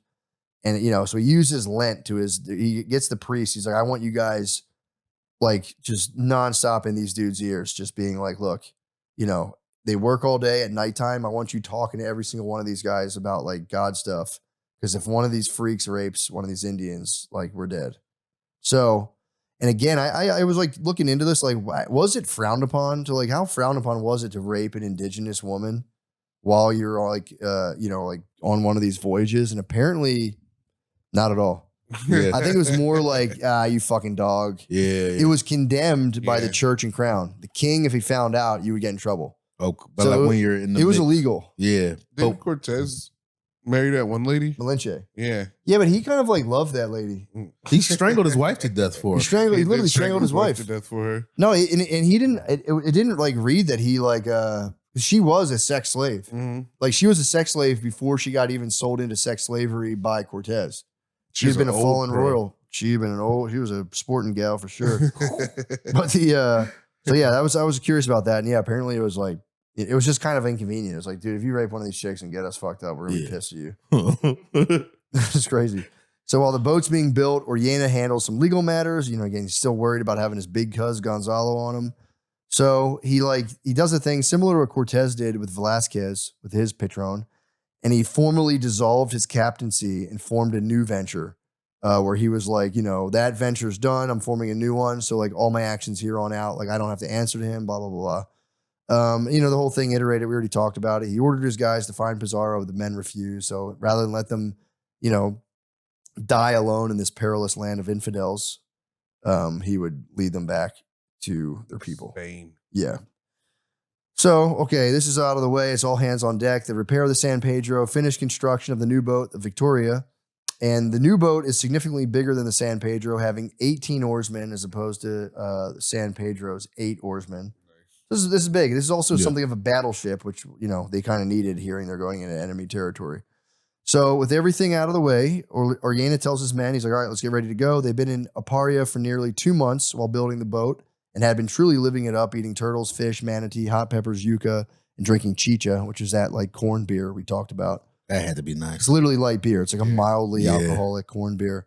So on April 24th, 1542, the men board San Pedro, the newly built Victoria, and they are just completely loaded with food and push off, bidding farewell to the chief, embarking on the new quest of pure discovery now. They'd given up the gold, but they were like, we're going to discover, take notes, and tell the king, like, yo, here's where you want to strike if you get there. Also, they want to curry favor with the king so that he didn't allow Gonzalo to basically kill his fucking ass. Yeah. Now we're back to Gonzalo. We're back to Pizarro. Okay, I'm looking at the time here. Back to Pizarro. While Orellana and the boys have been yucking it up in Apuria, Pizarro and his guys are enduring an absolutely hellish existence. Everyone is like paper thin. Most of them are sick now and bloated from eating the bad yucca, covered in mosquito bites. And Gonzalo himself, like we said, was like, why the fuck did I ever even do this? I'm already rich. Why the fuck did I'm going to die now? And he now, like, because, he just, I don't know. He just wanted to kind of like prove himself against his brother, Yeah, he wanted the Incas. But now he's basically beggar maxing in the jungle, which fucking sucks. Dude. He's like, I'm going to fucking die. I'm starving. I look skinny as hell. But Gonzalo, he was a tough bro. So he orders his men to move on. He goes, we will find a way out of here. And some of the guys were so swollen from the poisonous yucca, from the raw yucca, that they couldn't stand on their feet because their feet had gotten so inflamed that they got tied to skinny horses to be carted around, which really pissed off the walking guys. The walking guys were just like fucking pussies, dude. You would just be like mummified on a horse and guys would just spit at you and you'd be like, bitch. Sorry, yeah. It's kind of brutal. I have too much yucca gout. Yeah. So finally they come across a village. Pizarro squad, looking literally straight out of the Thriller video, scare the natives. They run right away. They're like, what the fuck are these? But again, the Indians, a bit curious, come back and they hesitantly throw some food to the Spaniards, who thank them with little gifts and trinkets. Pizarro tries to inquire about the best route back to Quito, but again has zero language skills and got nothing in info. And he's just like, the guys just like kind of point and they go across like a pretty shitty path. They go the wrong way basically, which like if they went one way, they could have walked like village to village and ate. They go the wrong way due to the communication breakdown. So they walk through again, barely inhabited lands, no food, finally stumble across another group of Indians who are like, yo, dudes, I don't even know how you found us. The way you're going, you are not going to find anybody. You guys are going to fucking die. Like, that's kind of crazy. So, Pizarro finally breaks down and is like, we're fucking lost. It's like, I have no idea where we're going. He's like, he publicly spazzed to his boys. He spazzed. He goes, I don't know where the fuck we're going. He taps Pineda because they didn't know which way it was Quito. They were like, I can't tell. So he taps Pineda again. He goes, yo, take a canoe, go upriver, scout it out. So Gonzalo, he's like, I'll head the charge to the jungle hacking trees and I'll leave little signs as to where I am. So every day I want you to go a few miles upriver, double back, and we'll all camp together. Everyone stays together. No more splitting up. And so then they embark on this part of the journey, which was called, quotes, the worst march ever through the Indies. That's so funny. And apparently there was some truth to the claim of the worst march ever through the Indies. For one, like we said, most of their shoes had disintegrated, leaving them to limp through the jungle barefoot. Damn. The pants had gone. So legs are getting slashed by thorns, starving, getting bit by mosquitoes. And the whole time, most of them had brutal diarrhea while being rained on continuously. You just walk and dump. You walk, dump. You're walking through the muds. You're dumping. It's not even making a difference. They're living like a homeless person in Austin. They're doing the worst march ever down 6th Street. So, okay, meanwhile, Pineda and a handful of bros are having a whale of a time paddling against the mighty currents of the river. Eventually, they come across a little armada of native canoes chilling in the distance, holding spears up. They're like, I dare you to fucking come up here. Pineda just, they're so hungry right now. They have no time for games. They light the flint on the musket, no questions asked, blast one of them square in the chest. One of his bros fires a crossbow, kills the other guy, or hits the other Indian in the arm. The native warrior pulls the arrow out of his arm, throws it back at the Spaniards, which is followed by a volley of spears and darts. But Pineda and his bro, viciously outnumbered, fire again, killing 2 more of the Indians.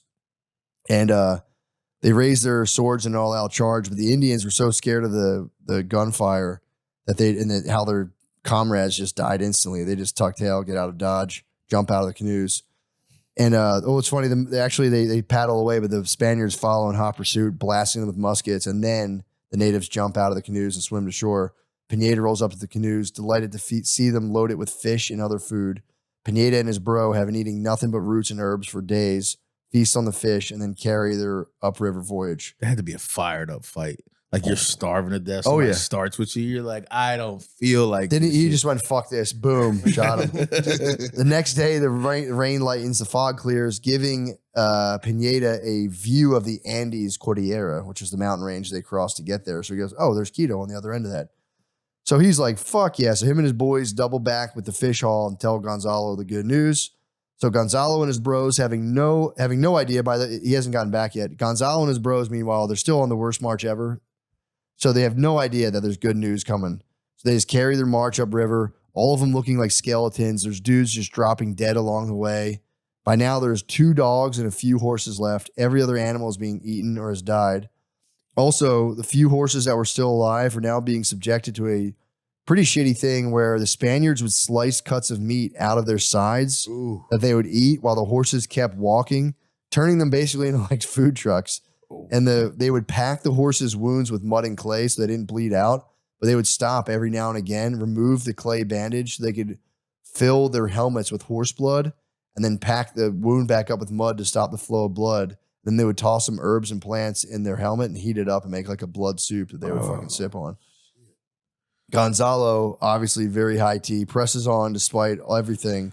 Finally, he's met by Pineda, who's like, bro, the mountains are right there. We're going to get here. And there's a village somewhere nearby. All we got to do is take the village, grub, climb the mountains. We're back. Problem was these guys were in no condition to fight. So Gonzalo taps this guy, Acosta. This is what I'm talking about. He sends him kind of on a little suicide mission. He goes, yo, take a small force of the healthiest men to scout ahead for any villages. Go in the direction, Pineda came from. So when Acosta pushes on, finds a village. The village is situated on an elevated promontory, which is just like a high point in the land that juts out into a body of water or something. It's like a really sick place to camp out. And but it has a natural defensive advantage. Yeah. So Acosta's like, damn, they got the fucking high ground. So we got to do a surprise attack. We're outnumbered. We're starving. Let's hit him with a surprise attack. And so they go up the hill and they fight a handful of warriors stationed outside the perimeter of the village. Eventually win the battle, though they suffered some wounds themselves in the process. But it was all worth it, being the village was absolutely loaded with grub. So Pizarro and the rest of the guys, kind of fucked up. He sent a couple guys like, yeah, go do that. Yeah. I don't feel like going. So the rest of the guys roll up a little bit later, victorious chow sesh. But they were kind of like, damn sad because 7 more guys dropped dead on the walk there. Yeah. Also, they could all see the Andes Mountains now. So they're going like, dude, sick, but also they're remembering the journey over them from the beginning. They're all rested and well fed was hard. They're like, fuck, this is going to be very tough to get back over there. But they chill for like a week or two, grub until they get their strength, and they go, all right, fuck it. Let's go there. They make new pants and shoes and stuff. Nah, man, these motherfuckers are basically naked. So, and they also your dick getting bitten by an Amazon bug, dude, brutal, brutal. God. And also, too, they encountered another group of peaceful Indians on the way to the mountain range who took them in and fed them for 10 more days. They also told Gonzalo about a shortcut to Quito, but they're like, you have to cross a river with surging rapids. And Gonzalo being like, I want to get the fuck back. He's like, who cares? So he goes there. They're like, shit. The river? Yeah. They had to lose a few days building the bridge, but they gained some more, because it was a shortcut. One night, while camping out while the bridge is being built, Gonzalo and his bros see a massive comet blazing in the sky, And that night, Gonzalo has a fucked up dream of a dragon ripping his heart from his chest. So that morning, Gonzalo calls on his bro, well-versed in astrology and dream reading, to interpret. The bro tells him that the object he most prized was dead, and that was the meaning of his dream. And he's like, okay. So Gonzalo is like, I got to get back. I want to see what's going on. Pushes his men over the mountains. They arrive finally in Quito. People are coming out to greet them, horrified at the sight of emaciated, naked men coming out of the jungle, just literally looking like wild animals. The bros head straight to church. They come naked. They go right into church to PTL. Gonzalo, probably ruminating on, what he would do to Oriana. He's like, fucking, I'm going to kill this son of a bitch so bad. But as they go to church, to get back, to get settled, him and his boys are just grubbing, dude. They're just fucking munching down, haven't eaten in forever.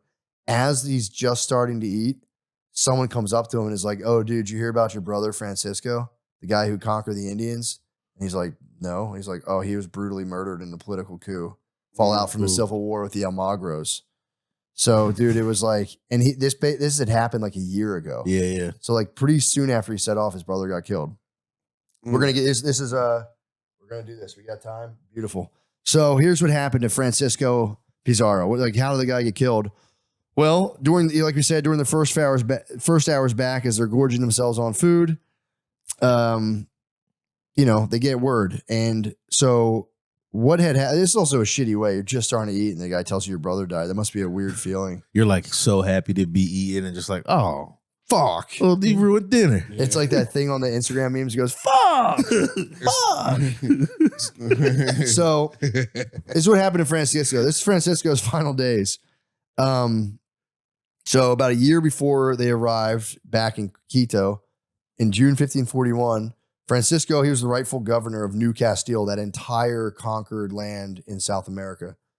He'd been living a pretty active life because he didn't want to. He was like I think like second richest guy to the king basically at this point, or maybe top 10 for sure.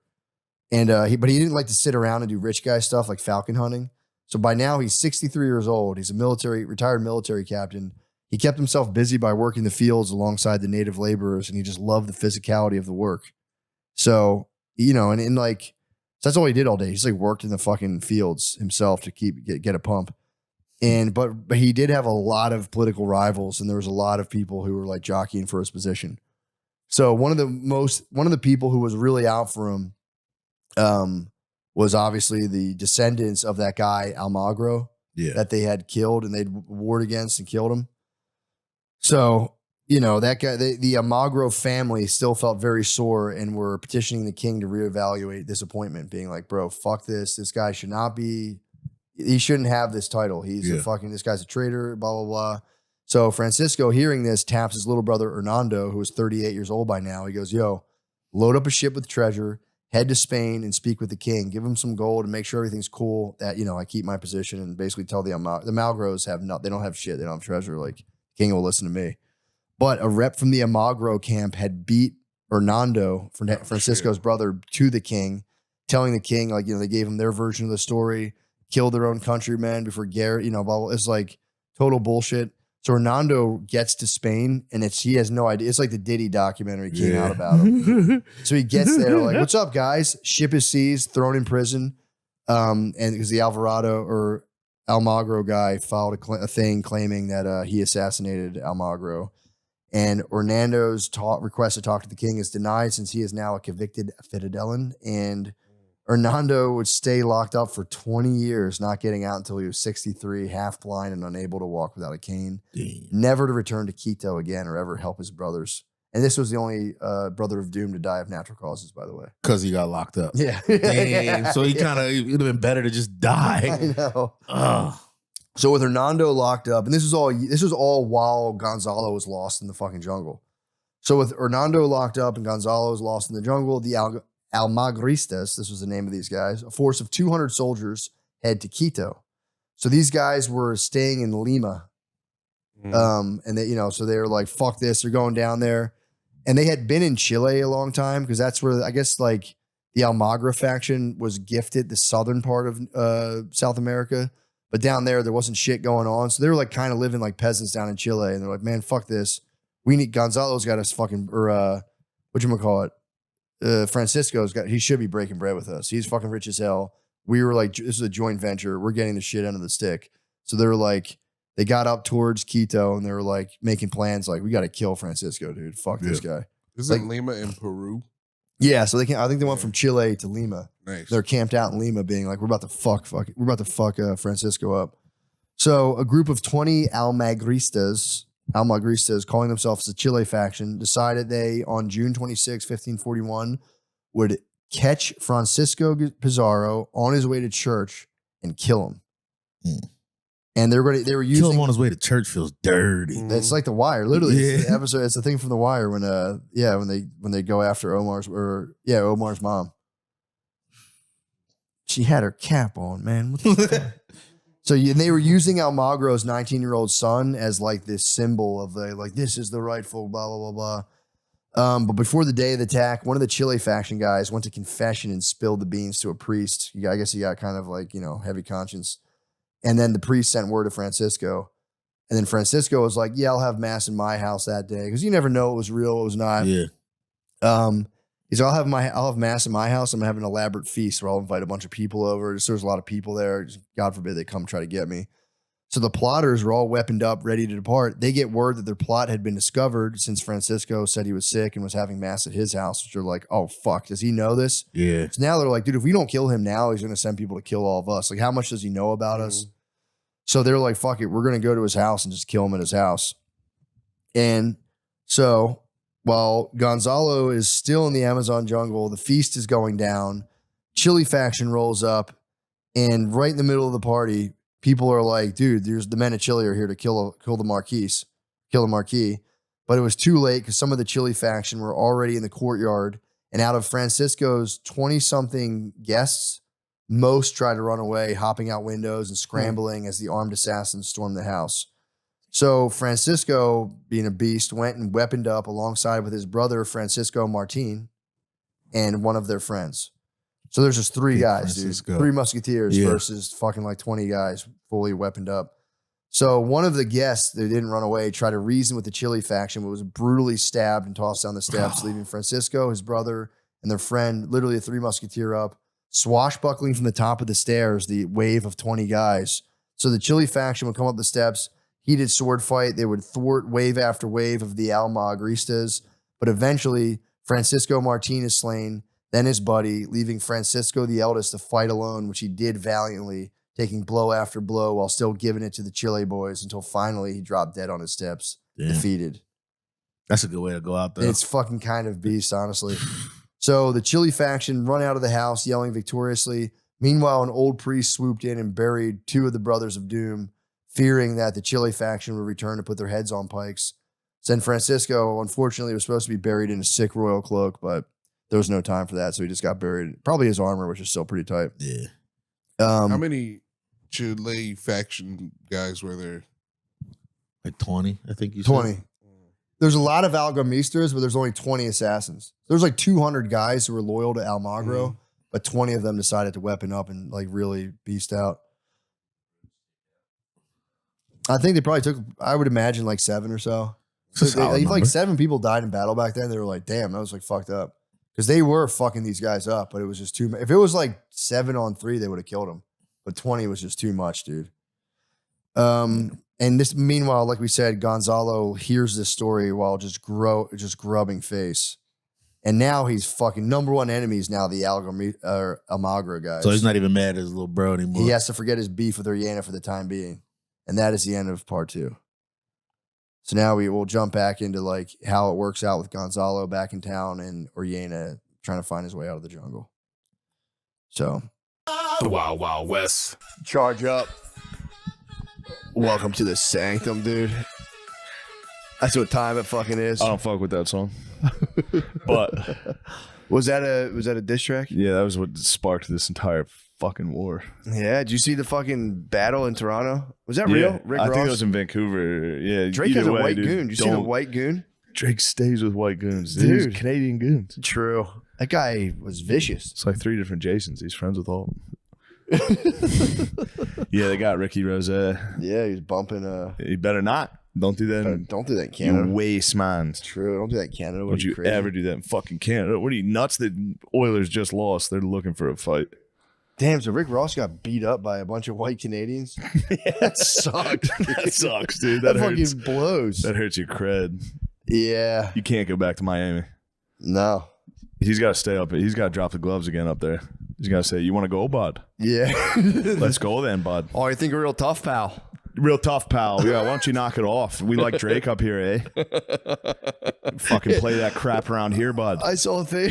It was like Drake's goons destroy Rick Ross. It was like a wild white dude. So fucking. No, I don't even think they were Drake's goons. I think they're just fucking They were wild like- ass Canadian They were like, bulls. knock that off. Vancouver, eh? Oh, they're in Vancouver. I mean, if you're They're white, just Jordan Peterson fans. yeah, they're for real. All right, buddy. If you're white in Vancouver, you're basically black. Yeah. It's Asians and whites only. Oh, really? So white guys are the Cool. coolest. Yeah, cool as Yeah. hell. True. We're not going to take that kind of disrespect. You can't disrespect us like that, bud. He got fucked up too, man. Who, And Rose? I thought Rose had a big security guard with him too. It looked He like. did. Look, I saw a little guy square up with that guy. These Canadians are fed up with it. Trudeau's They must are. have injected them with some tea secretly. He might, dude. They must have screwed up the batch, put some tea in the water. They might have. He's like, fuck. The boys are getting rowdy, eh? Is Trudeau still the president? How the fuck has he been the president this long? Yeah, whatever, dude. I don't say those those words. Countries have presidents, dude. They can call them whatever they want. True. But he's still like in charge. That shit's fucking wild, bro. Because I'm 2 days into college and I'm 3 lectures behind. Oh, man. Jeremy. What's that? He's been there for 10 years?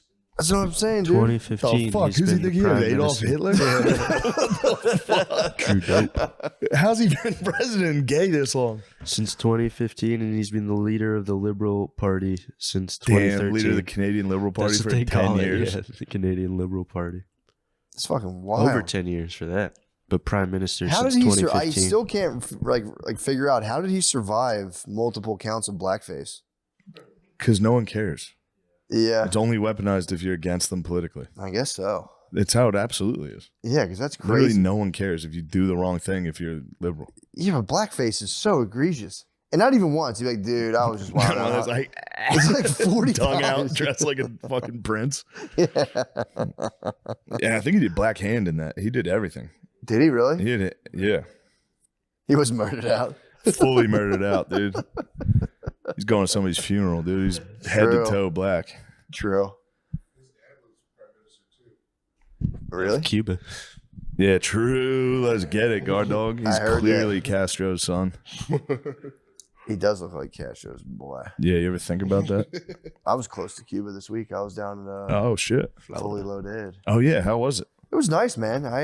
Fully Loaded's fun. Dude, I was actually seriously bummed I couldn't go. Yeah, it was really. I'm a big fan of the activities. I'm okay with most of the activities. Fishing's obviously sick. Going out on a boat. See, I don't like fishing. We didn't fish. Oh, We just swam.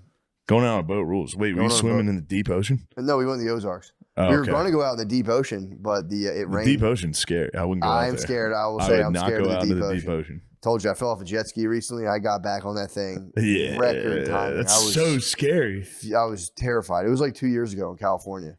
Out. Yeah, like, didn't you and your deep. lady wreck because of her? Well, I'd say it's called. She will not take that. But I was flying, and she was, the whole time. Slow down, and then I was like, all right, fine.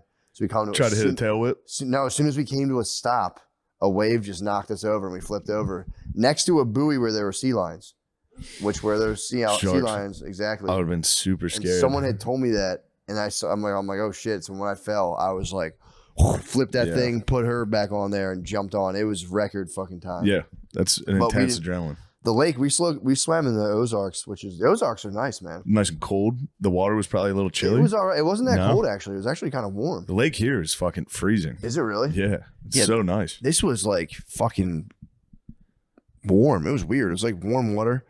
Swam around the lake. It was fun, man. It was definitely it was like an absolute overdose on socializing for me. I don't mix it up like that. So it was like, it was fun. I just got to like hang out, sleep on a little bus. Sleeping on the bus Do rules. fun activities during the day. Sleeping on the bus rules. Dude, inflatable. He's like, you just like wake up one morning, there'd be a bunch of inflatable shit. Just do water slides. Yeah. We had relay races. It's pretty sick. Not gonna lie, I put on in the fucking relay race. I can imagine. I was flying, dude. Yeah. He also works out like a maniac. Yeah. Dude, he had a personal trainer there. And shout out Connor. And he was like, I was like, I'll work out. Dude, I was dead. And then every day I didn't want to be a pussy. So I'm like, I'll do it again. It was like, I for real was fried. He'd have you like run up the amphitheater, Yeah. back down. We did that at fucking Red Rocks. Jeez. That thing's huge. Yeah, that shit was. Got to the top. I pretended I wasn't tired. I was fucking gassed. We had to do laps and we had a race. Oh, So I kept racing there. Fucking Kyle. He was like 21. The whole time I kept being like, dude, like anytime we do the ice bath after every workout, I'm like, dude, Kyle, you got to get your shoulders. Dude, Kyle, you got to go longer than this. He would do 3 minutes and be, Kyle, you got to hit 4, bro. Come on, Kyle. He would do it. He would do like 4 minutes. Yeah, he's the man. I like to do that to Hassan at Rogan's whenever we do the cold plunge. I'm like, Yeah. Hassan's so good at this. Joe, watch. He just has to stay in it. And he's like, I'm like, dude, you're almost at 3. Keep going. That's my world record currently is 3. I did 3 in the one. I was like, 3 that's- sucks. Yeah, that's as long as you need to do it, honestly, in my opinion. But yeah, it was cool, man. It was just like, dude, so Big Hold on, I J. got one for you Yeah. with the cold plunge. We Sunday morning after the wedding, we went to the beach. It was me, McCaffrey, one of his bros, who's like like one of the best surfers in the world, and then me. They're all like abs jack dudes, and I was just standing on the beach with them shirtless. And they're like, come on, let's get in the water, bro. I was like, you guys go ahead. I was just such a little fucking fat kid.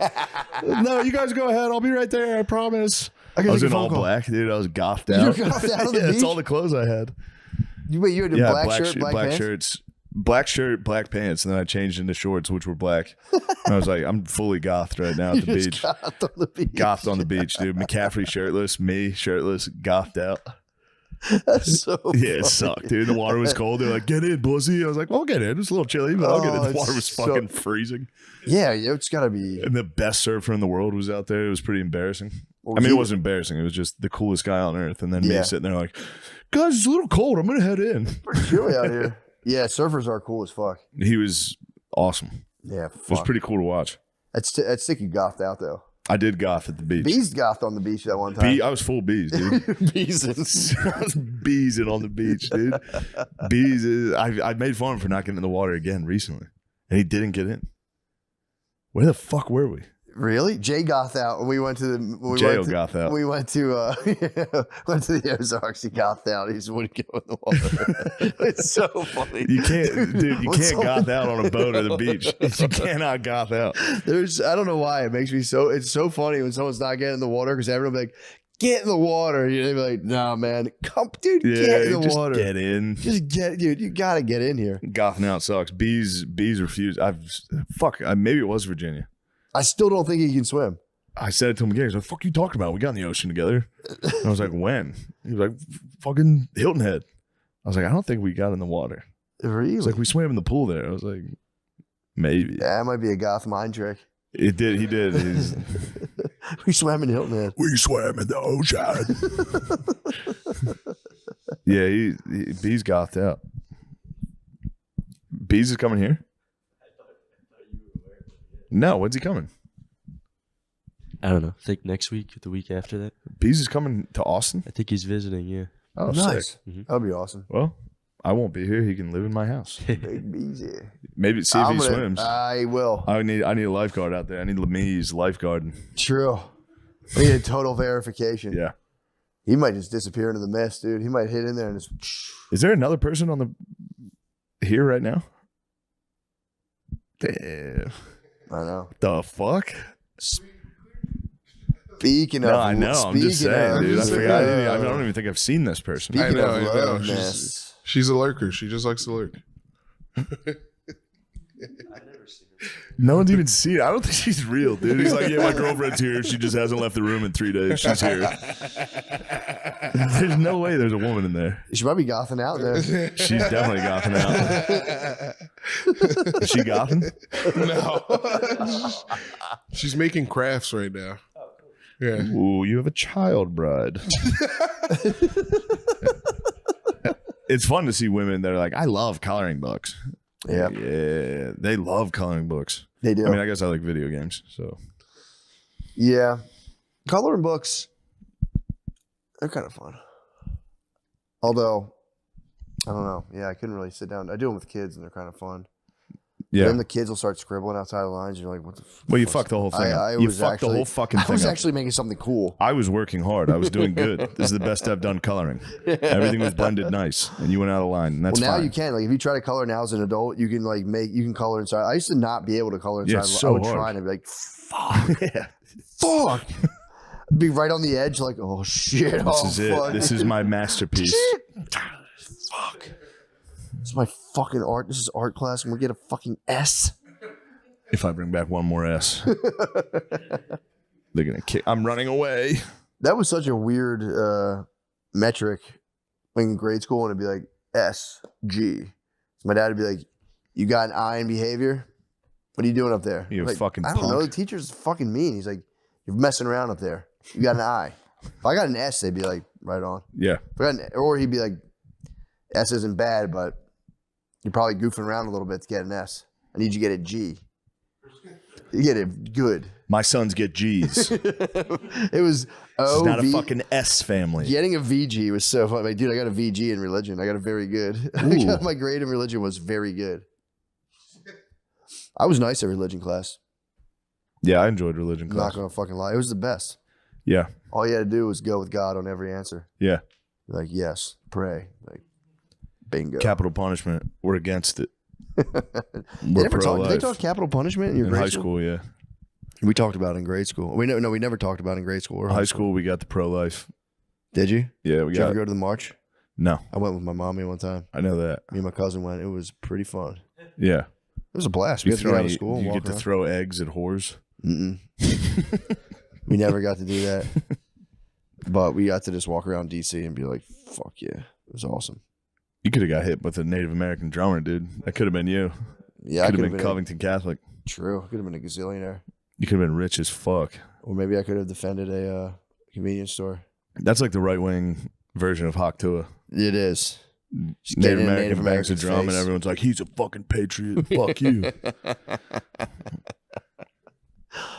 Yeah, that is insane to get launched like that.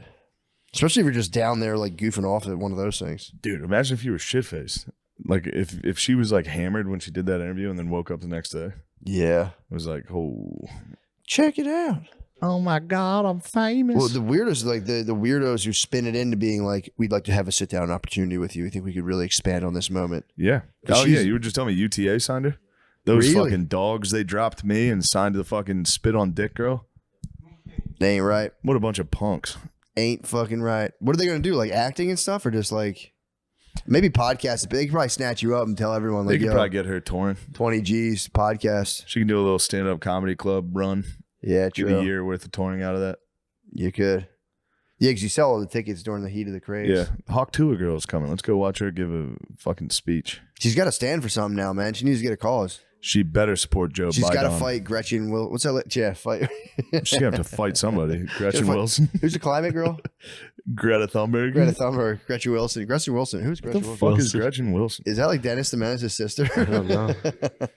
I don't know. I did see she's been propositioned with selling her saliva in jars for hundreds and hundreds of dollars, but she denies it. I think she should start selling it. Yeah, Gretchen Selling Wilson's celeb? a country singer. She's Gret- saying okay. redneck woman There you go. and here for the party. Yeah, she's got to fight Greta Thunberg. I'm here for the party. What's Greta Thunberg up to? Until they kick me out. I'm gonna spit on some dicks. What's Greta up to? Greta's fucking still going. Still, She's still fucking fighting the fight. Greta. She'd be pissed off today. It's 99 degrees down here. Greta Thunberg's. She's 21 now. She's 21. Mm-hmm. She's an eligible bachelorette. She is. I don't know Damn. what she's up to. Hopefully getting married. Hopefully she gets married next year. Her and her husband stop this fucking madness. That is climate destruction. Oh, dude, the Yeah, she's not doing shit. She got arrested at Eurovision Palestinian protest. She's got arrested a bunch of times. really, she's a felon. It's gonna work against her. She's not gonna be able to get a job. How the fuck is she gonna get a job? She's fucked. She is fucked. Whatever. Dude, we were Big J. So we're on the bus. And Big J was like, I heard about there's a live cam in Kensington. You can just watch Oh no. Kensington Ave just live. Is there? Yes, there's like several angles too of the same block. So we're sitting on the tour bus, and first of all, too, like I had taken a break from smoking weed for a while. Yeah. So I just started dabbling back into it, and then I was hanging out with them, and it was just fully launched into the stratosphere of like Those guys blaze the crown. bro, and it was They fun. praise Ja. We were praising John. Big J has these little fucking devilish joints that are like rolled in keef with like wax inside of them. They were dastard. These things were Evil like hippie. daggers to your mind, dude. Yeah. And you'd see it, you'd be like, fuck. So we're sitting there, we're smoking a bunch of weed. We get on the bus, we're watching the Kensington live cam. And as we're watching it, I'm like, holy fuck, that's that rapper Skrilla that I somehow know from watching the Was it No actually Jumper stuff. him? Yes.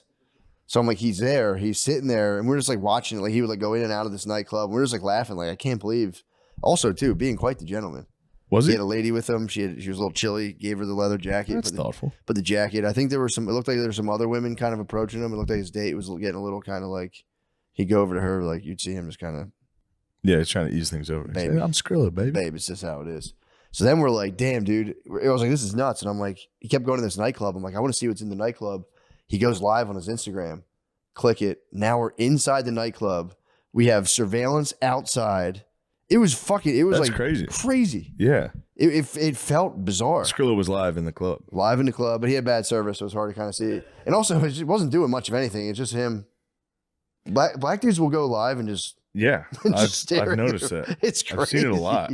I don't It's know. I guess maybe crazy. they're sitting there waiting for more viewers or something. I don't know. Every I time guess, man. You do it all. Your fucking Instagram live sucks.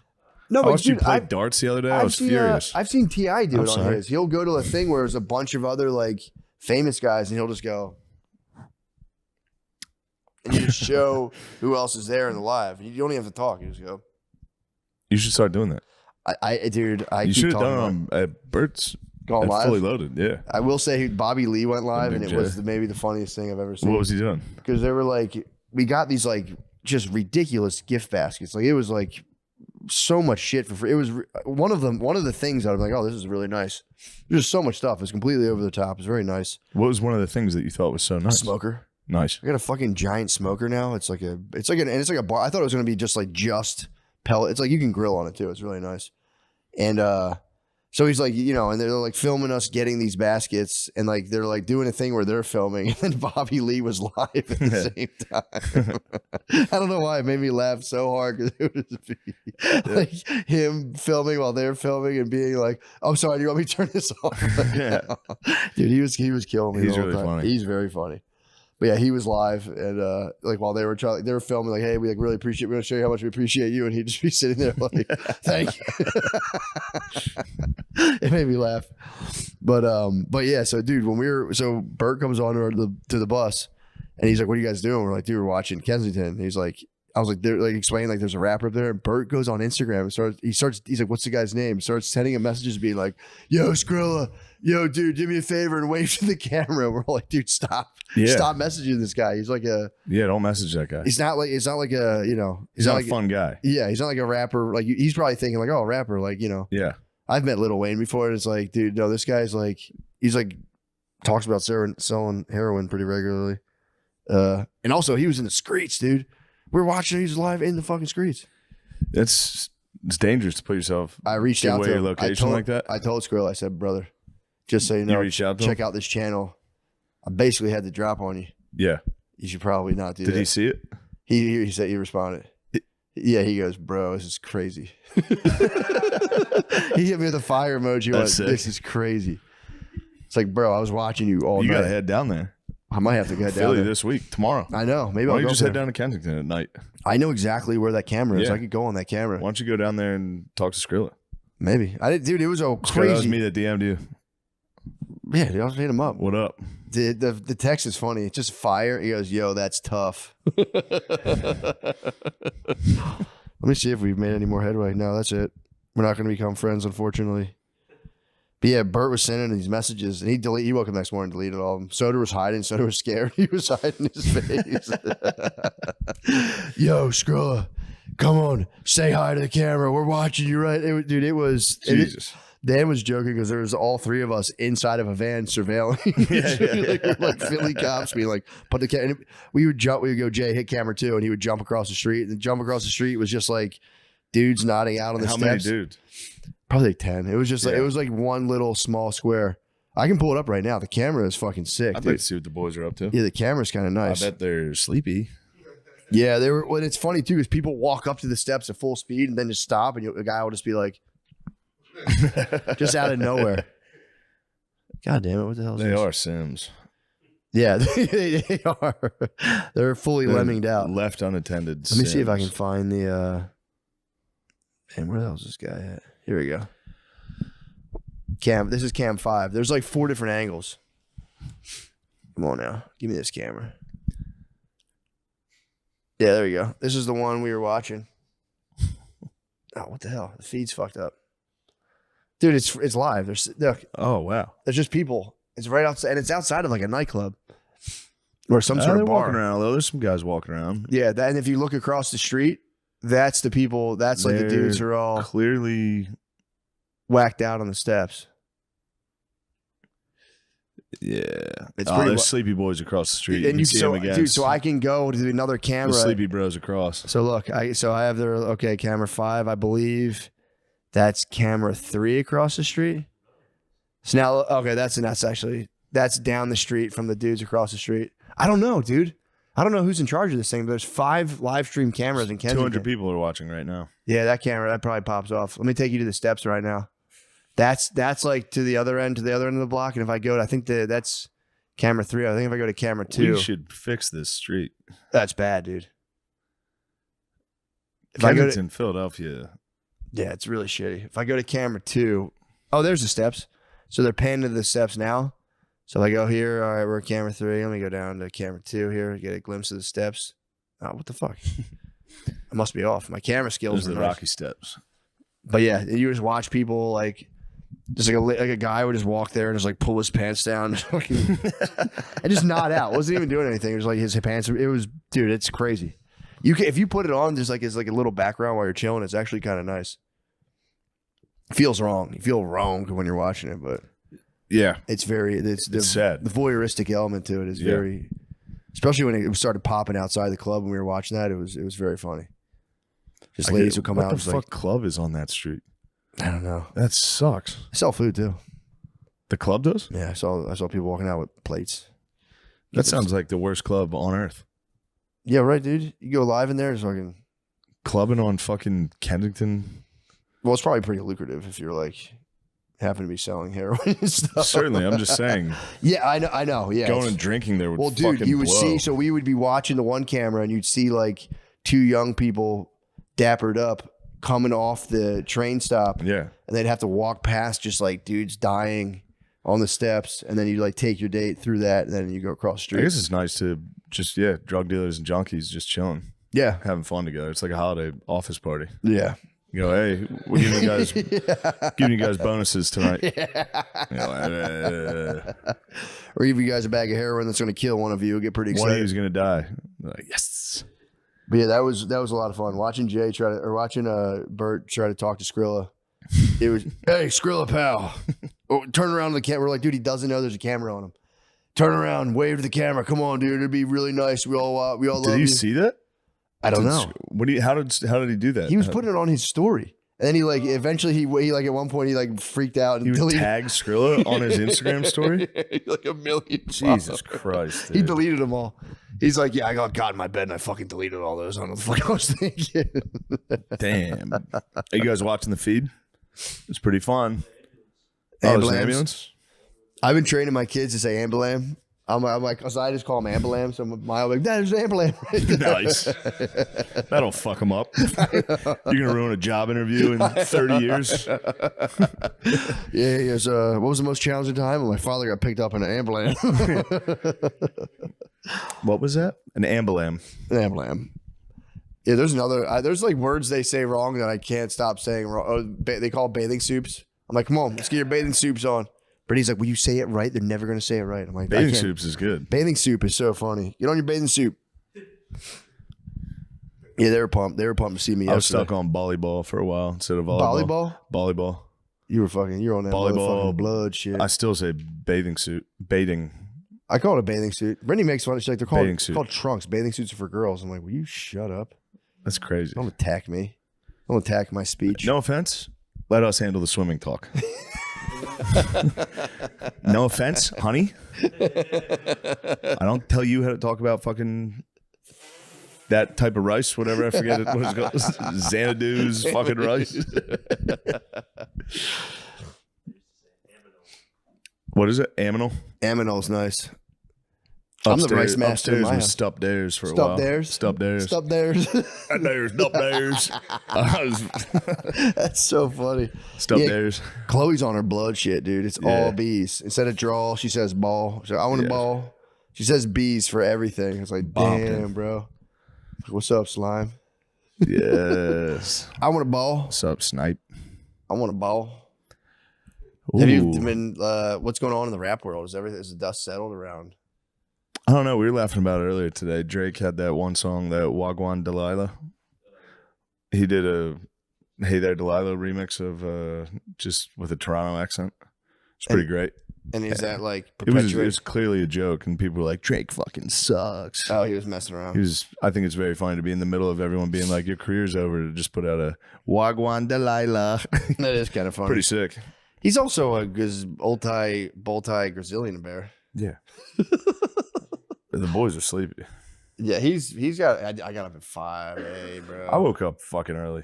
I know. I saw your message this I was morning. I pissed. was pleased. No, I get waking so up early happy is- when people are awake early. I don't know why it pumps me up. Oh shit, it's hilarious. This is playing on my dad's Echo. Yes, I have control of my dad's living room. What are you gonna play? I'm playing Wagwan Delilah right Yes, dude. now. Full blast. It's as loud as it goes. And They still haven't stopped it yet. they can't. Do they know how to take your phone off of it? No. The only thing they can do is Alexa, stop. What should I hit them with? I might hit them with fucking Star Wars theme songs on deck. It's in my search right now. When was I playing that? At the bar, yeah. I got the aux at the mothership at Mitzi's. I just hit them with Jurassic Park theme song, Star Wars theme song. I don't know if my family can handle money for fun right now. Yeah. Give them Enter Sandman. They get pumped to Enter Sandman. I was laughing about Enter Sandman, how that song is. I heard it 1,000 times this weekend, and it's just about falling asleep. It's just a dude getting pumped to fall asleep. Sleep with one eye open. Do you ever grip the pillow tight? I'm gripping the pillow tight. Yeah. Nice. There's a video of Lemaire falling over. This is a good pod so far. Let me tell you. Yeah, we got to. We gotta wake up. What's Sure. what else is going on? I think we exhausted every single possible Yeah, topic. we're flying. Here's you singing karaoke at the coffee shop. Oh, nice. Ultimate duet.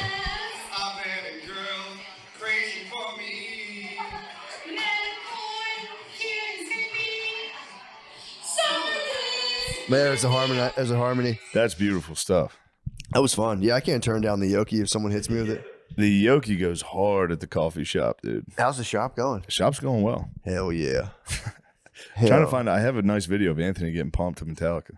Really? Yeah, I would blast it on there. I think they're still listening to Wagwan Delilah. Are they really? Yeah. Will they call you eventually and be like, "Hey, turn that off"? Yes. I hate them. I hate that they control. We have the same fucking Spotify. Oh, so they fuck your Spotify up? It's connected to. My Spotify playlist is fucking bullshit, dude.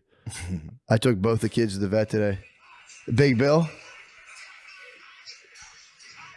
That's at your wedding, dude. Was it really? Yeah. Oh yeah, Billy was November getting, 22nd, 2021. he got hammered. Holy shit. Big Billy. He likes to let loose at weddings, man. He certainly does. I'm gonna see his ass this weekend. Can't wait to That'll see be him fun. this weekend. See him in the pool. I think Billy's gonna get. I think he's back on his shred stuff. Yeah, he got hit with accusations. My family's brutal if you gain a couple pounds, dude. Brutal. I'm telling you, Tom gave him 1 year. Tom gave him a double cup squeeze from behind. Just grabbed him titties and just went.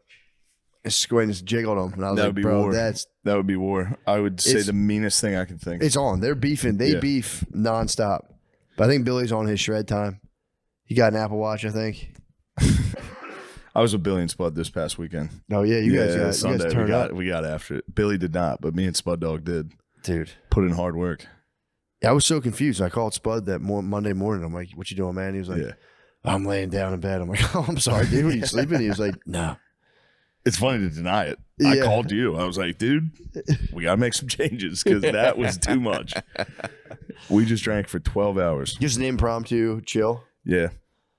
Yeah, it's summertime stuff though, man. The weather, especially back there, it's kind of cool. Yeah, it was very nice. Yeah, it's the outdoor drinking will claim me as well. It's fun. I But- enjoy it. I've gotten like a sixth sense though. I've been able to cut myself off. I don't know what it is. Well, you're just mature. I think I'm You're so mature. No, I guess it is having kids because you know it's coming, dude.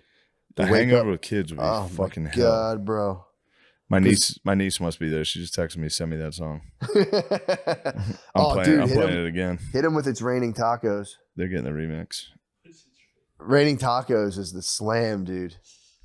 It's the most annoying song. It plays in my house all the actually the kids might get hyped if you play this. Did you ever listen to It's Raining Tacos? No. Dude, Brittany got fucking pissed. I turned it on one time. She's like, what is this? There we go.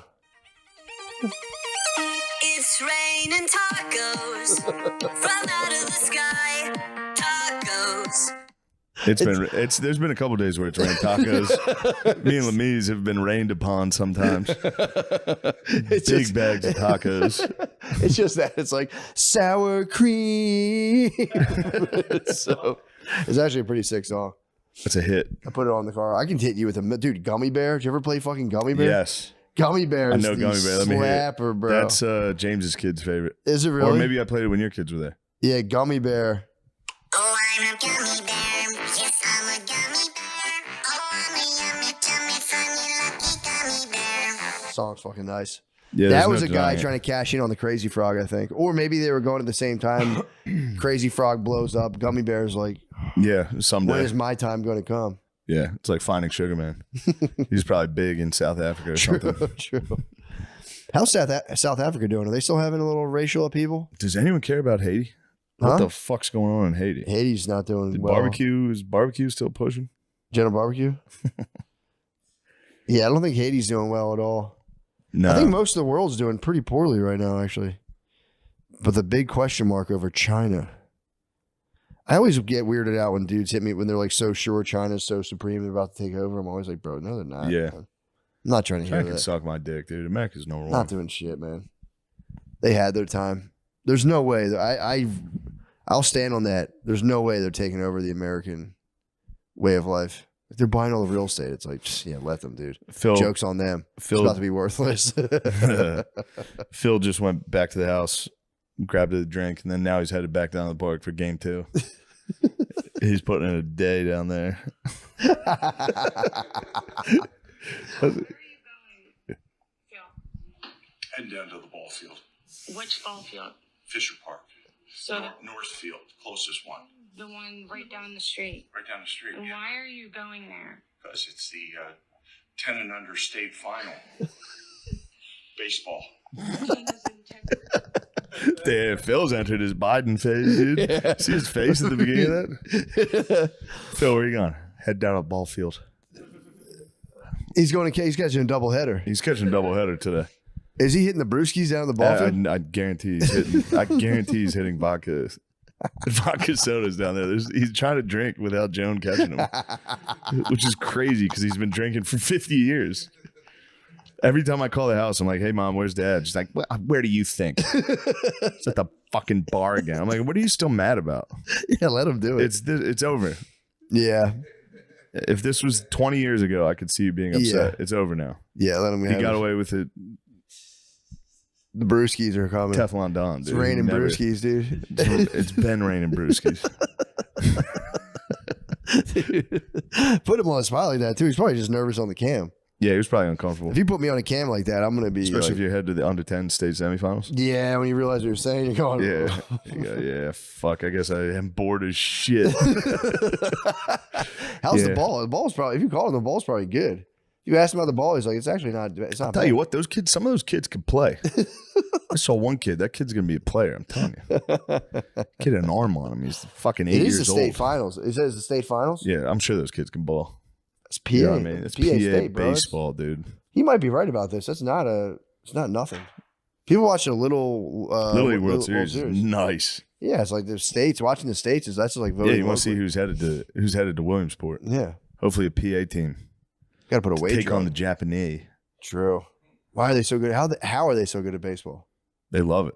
True. Yeah. They beat the Japanese men's team, beat the United States this year. It was Why don't they enter It's a a low team point. in the MLB?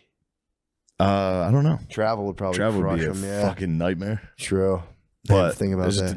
a lot of good Japanese players. Yeah. How about that? I didn't know they beat that. How did the men's? What did the men's team do? What after else they we lost? got? What else we got? Come on, man. I want to explore more about the Japanese the men's team. Japanese. It was actually pretty sick. Shohei Ohtani gave a little speech before the game. He's like, "I know we love these guys and we respect the American baseball team. We all dreamed about playing against these guys. Let's go fucking win tonight." And then Hell they beat Japan or America. It was actually pretty sick. That's pretty tough. I was cheering for America though. Yeah. Because I remembered. True. Yeah, you know what they did. Mm-hmm. That's crazy. They did that. Mhm. Can't believe they flew a fucking. Then we put out Oppenheimer that year, so kind Yeah. of shoved it in their face a little. Yeah. You still scared of nukes? Yeah, that's why I was afraid of the moon the other night. Oh, you thought it was a nuclear explosion? Yeah, I was like, they nuked Maine. Yeah. Yeah. I'll catch a plane flying low every now and again. I'm like, yeah, it's coming down. It's coming. It's about to crash. Everybody should be afraid of nukes, dude. They for some reason I think I just have like. I think it relies almost entirely on the president. Yeah, I know. That's Yeah. what I was hearing. I mean, it's one of those things where I'm like, it's absolutely totally out of my control. I don't know though. That's the thing. That's the end of the world that we can avoid Yeah. because that one's in our control, I'm in saying humanity's control. mine Yeah, of personally. course. I go like, man, if someone shoots one of those things, there's really truly nothing I can do about it. Of course. Other than being such a vocal critic against warfare. I'd like to be a vocal critic against warfare. Yeah, it's pretty. Unless I'm it's telling you. cool, unless it's America winning, Yeah, then I'm a proponent. yeah, but we should stick to like when Trump threw the mother of all bombs, it just hit like a desolate military base. I'm for like shows like that. Yeah, Where it's just like, yeah, we're just gonna blow some shit up in the desert. yeah, Let people Show be like, everybody oh, what's up. Shit. yeah. Oh fuck. Imagine if you were underneath that. Yeah. That's what the fuck we thought. Here's like the president of Sucked to Cameroon be down goes, there. oh shit, dude. Cameroon. Fucking blew up a shed. Fuck, dude. I gotta stop playing around. Damn, that sucks being a country without any cool bombs. Yeah. You just at It's- everyone's mercy. Yeah, you gotta just go around and like run around the mud and shoot people Yeah. and try to get bombs, I guess. Yeah, you get stuff to build a country. There's that guy who El Salvador. I watched him on Tucker. He built up his country. He had to like kill a bunch of people, a bunch of gang members. 17,000 guys arrested. What the fuck are they doing in there? What do you think those guys are up to? Fuck, not Dude, having a good it's- time. I bet it's Pride Week in that prison. Yeah. You know what I mean? I bet certain fellas are getting dumped in more than they'd like. Yeah. If I had to guess, Yeah, I'd imagine someone got shot in the butt there as well. I bet a couple guys got bit by a dog in the butt. Yeah, that would be terrible. Just being Being like one of 17,000 men in a El Salvadorian prison. Yeah, dude. That sounds like it sucks. I'd rather do that. I had to go to the DMV for 3 hours. That sucked. Yeah, true. But think Can't about how even horny imagine. they'd be. How what? How horny if you're like Mexican jail.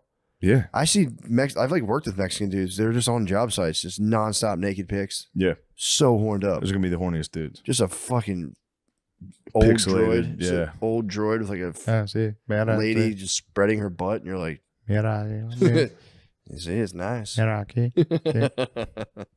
Bien. Yeah, the lads are rising up big time.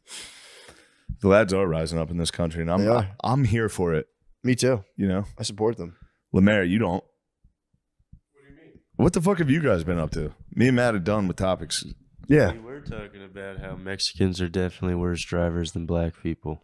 Oh, That was a debate we were having. Really? It I've heard wasn't that. a debate. I think it's a 'cause we battle though, agreed. because I did just recently go back to Philadelphia, and it is neck and neck. It's Well, there's more black people there, though. There's more Mexican people here. So course. we'd have to go It's- to an even playing field, I guess, to see the truth.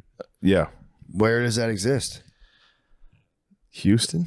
I don't know. Yeah, maybe somewhere True. like that. I think H Town you can get a good Yeah. barometer. It's a good catch. I constantly tell Brittany Chicago is one of the worst driving cities ever. Because I go back and forth. We have different driving philosophies, and I'm always telling her like you're fundamentally wrong. The way you drive is fundamentally wrong.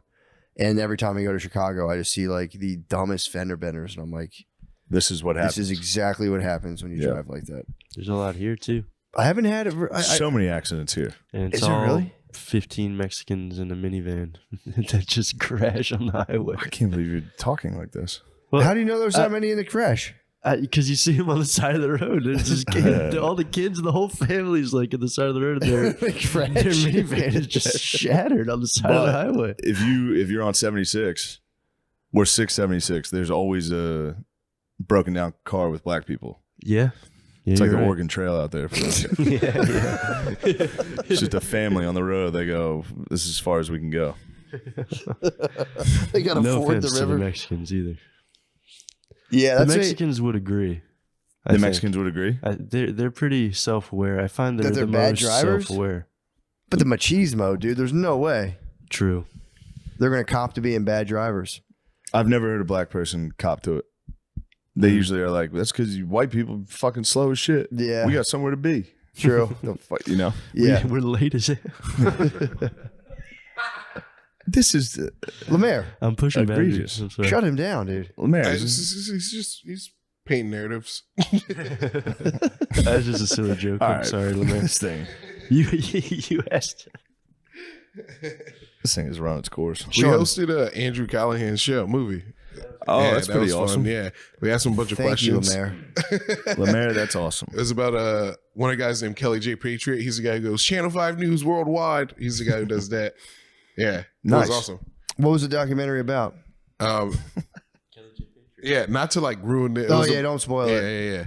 Because it was like a bigger point to it than just like about being about this guy. Heard that. Yeah, Well, that's exciting. That's something to look forward yeah. to. I'm looking forward to it. And this is going to be a little schism in the podcast. We're going to have to figure out what's going on here. Oh yeah. But I'm going to have to be in Philadelphia for a while because Yep. we're going to start writing and filming tires too. Yep. So me and Matthew might be separated a couple times. I True. don't want you guys being nasty pigs about it. Don't spaz. I'll I be got back. I got a 5-point plan. Yeah? Yeah. What is the 5-point plan? So I can always fly to Philly. Yeah. Whenever it works. I'll be down here a lot. Yeah. I That's don't- point one. I might be useless in a writer's room. We're going to find out. Just idea, man. Just go in there. I'm an idea man Be like, for sure. I hear guys gonna give you an idea dump. Yeah. It's the way to go. Someone's got to take the meta scope of the whole thing. Yeah. But guys, I'm gonna take a more meta role. They're actually in there today. Are they really? I'm skipping the first week. We got to do the podcast. True. That's true. And I have to move all my shit. Oh yeah, I forgot about I mean, I that. don't have anything.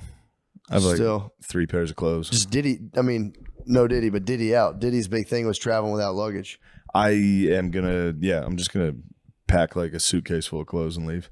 Yeah, I don't really have anything else. good books. Oh. All my books. Are you going to take the Xbox? Actually, I don't think I am. Wow, You can have it. I go away. I miss the Xbox. I bet. I haven't played in well over a week. But yeah, I you need haven't to played play at all. No, I travel. Oh yeah, duh. Yeah. You're gone. Yeah, my 5-point plan is obviously that traveling to Philadelphia, easy whenever that works. Billy and Spud have their setup where I can Zordon Oh, out yeah, on the that's right. screen, and then I'm gonna get like a legit booking service and just start booking a bunch of people to Oh, do nice. one-off things. Yeah, Yeah, it should be. I would imagine I'll just be doing a lot of war mode. yeah. And I want to do a fake. Hopefully Zordon in. My goal, it'll be sick. My goal is to try to get Neil deGrasse Tyson, and then I want to get find out what his scientific orientation is, and then find someone who opposes it, and just the whole time, just whoever the other guy talks about, that makes so much sense. Yeah. It's Just be like, he's winning. Now you're winning. Now you look like a dumbass, and everyone on YouTube is going to think you're dumb. Comment in this section if you think he's dumb. So we'll see. It'll be fun. Yeah, that'll be good. It'll be nice too because my plan is, and I'll tell obviously the inner circle is to make just a deluge of stuff and have such an erratic schedule. People aren't even gonna know what the fuck is going on. Yeah. But You need to confuse them, shock them. confused, right? But it'll be a true deluge. It'll be a lot of stuff. That's my plan. Sick. Do a bunch of weird shit. Zordon out, fly to Philadelphia. Done. I I think a lot of our listeners are going to enjoy it. think so too. Yeah. It's fun. You got to mix it up in life, dude. Gotta mix it up a little. What the fuck? I will say this too, and I'm not, you know, I'm not. Hopefully, I'm not being a jerk, but it's like, you know, if like a aberration in the podcast schedule sends you into a bad place, it's like maybe work on that. Maybe Yeah. No, because you know life's going to crumple you into a fucking tinfoil ball, dude. Yeah. So let's go, dude. Just Yeah. flow with the changes, dude. Let the river take a turn. Can't ever step in the same river twice. You know that? Yeah. I actually think you can, but I hear that and I go, I guess you can't. They say, yeah, rivers up. You water's- absolutely can't. Water's always moving, bro. Yeah. Every time you step in the river, it changes. I never even thought about that. What do you Well, guys think about that, Sean? I think we should wrap this thing up. Yeah, we did it. We did it.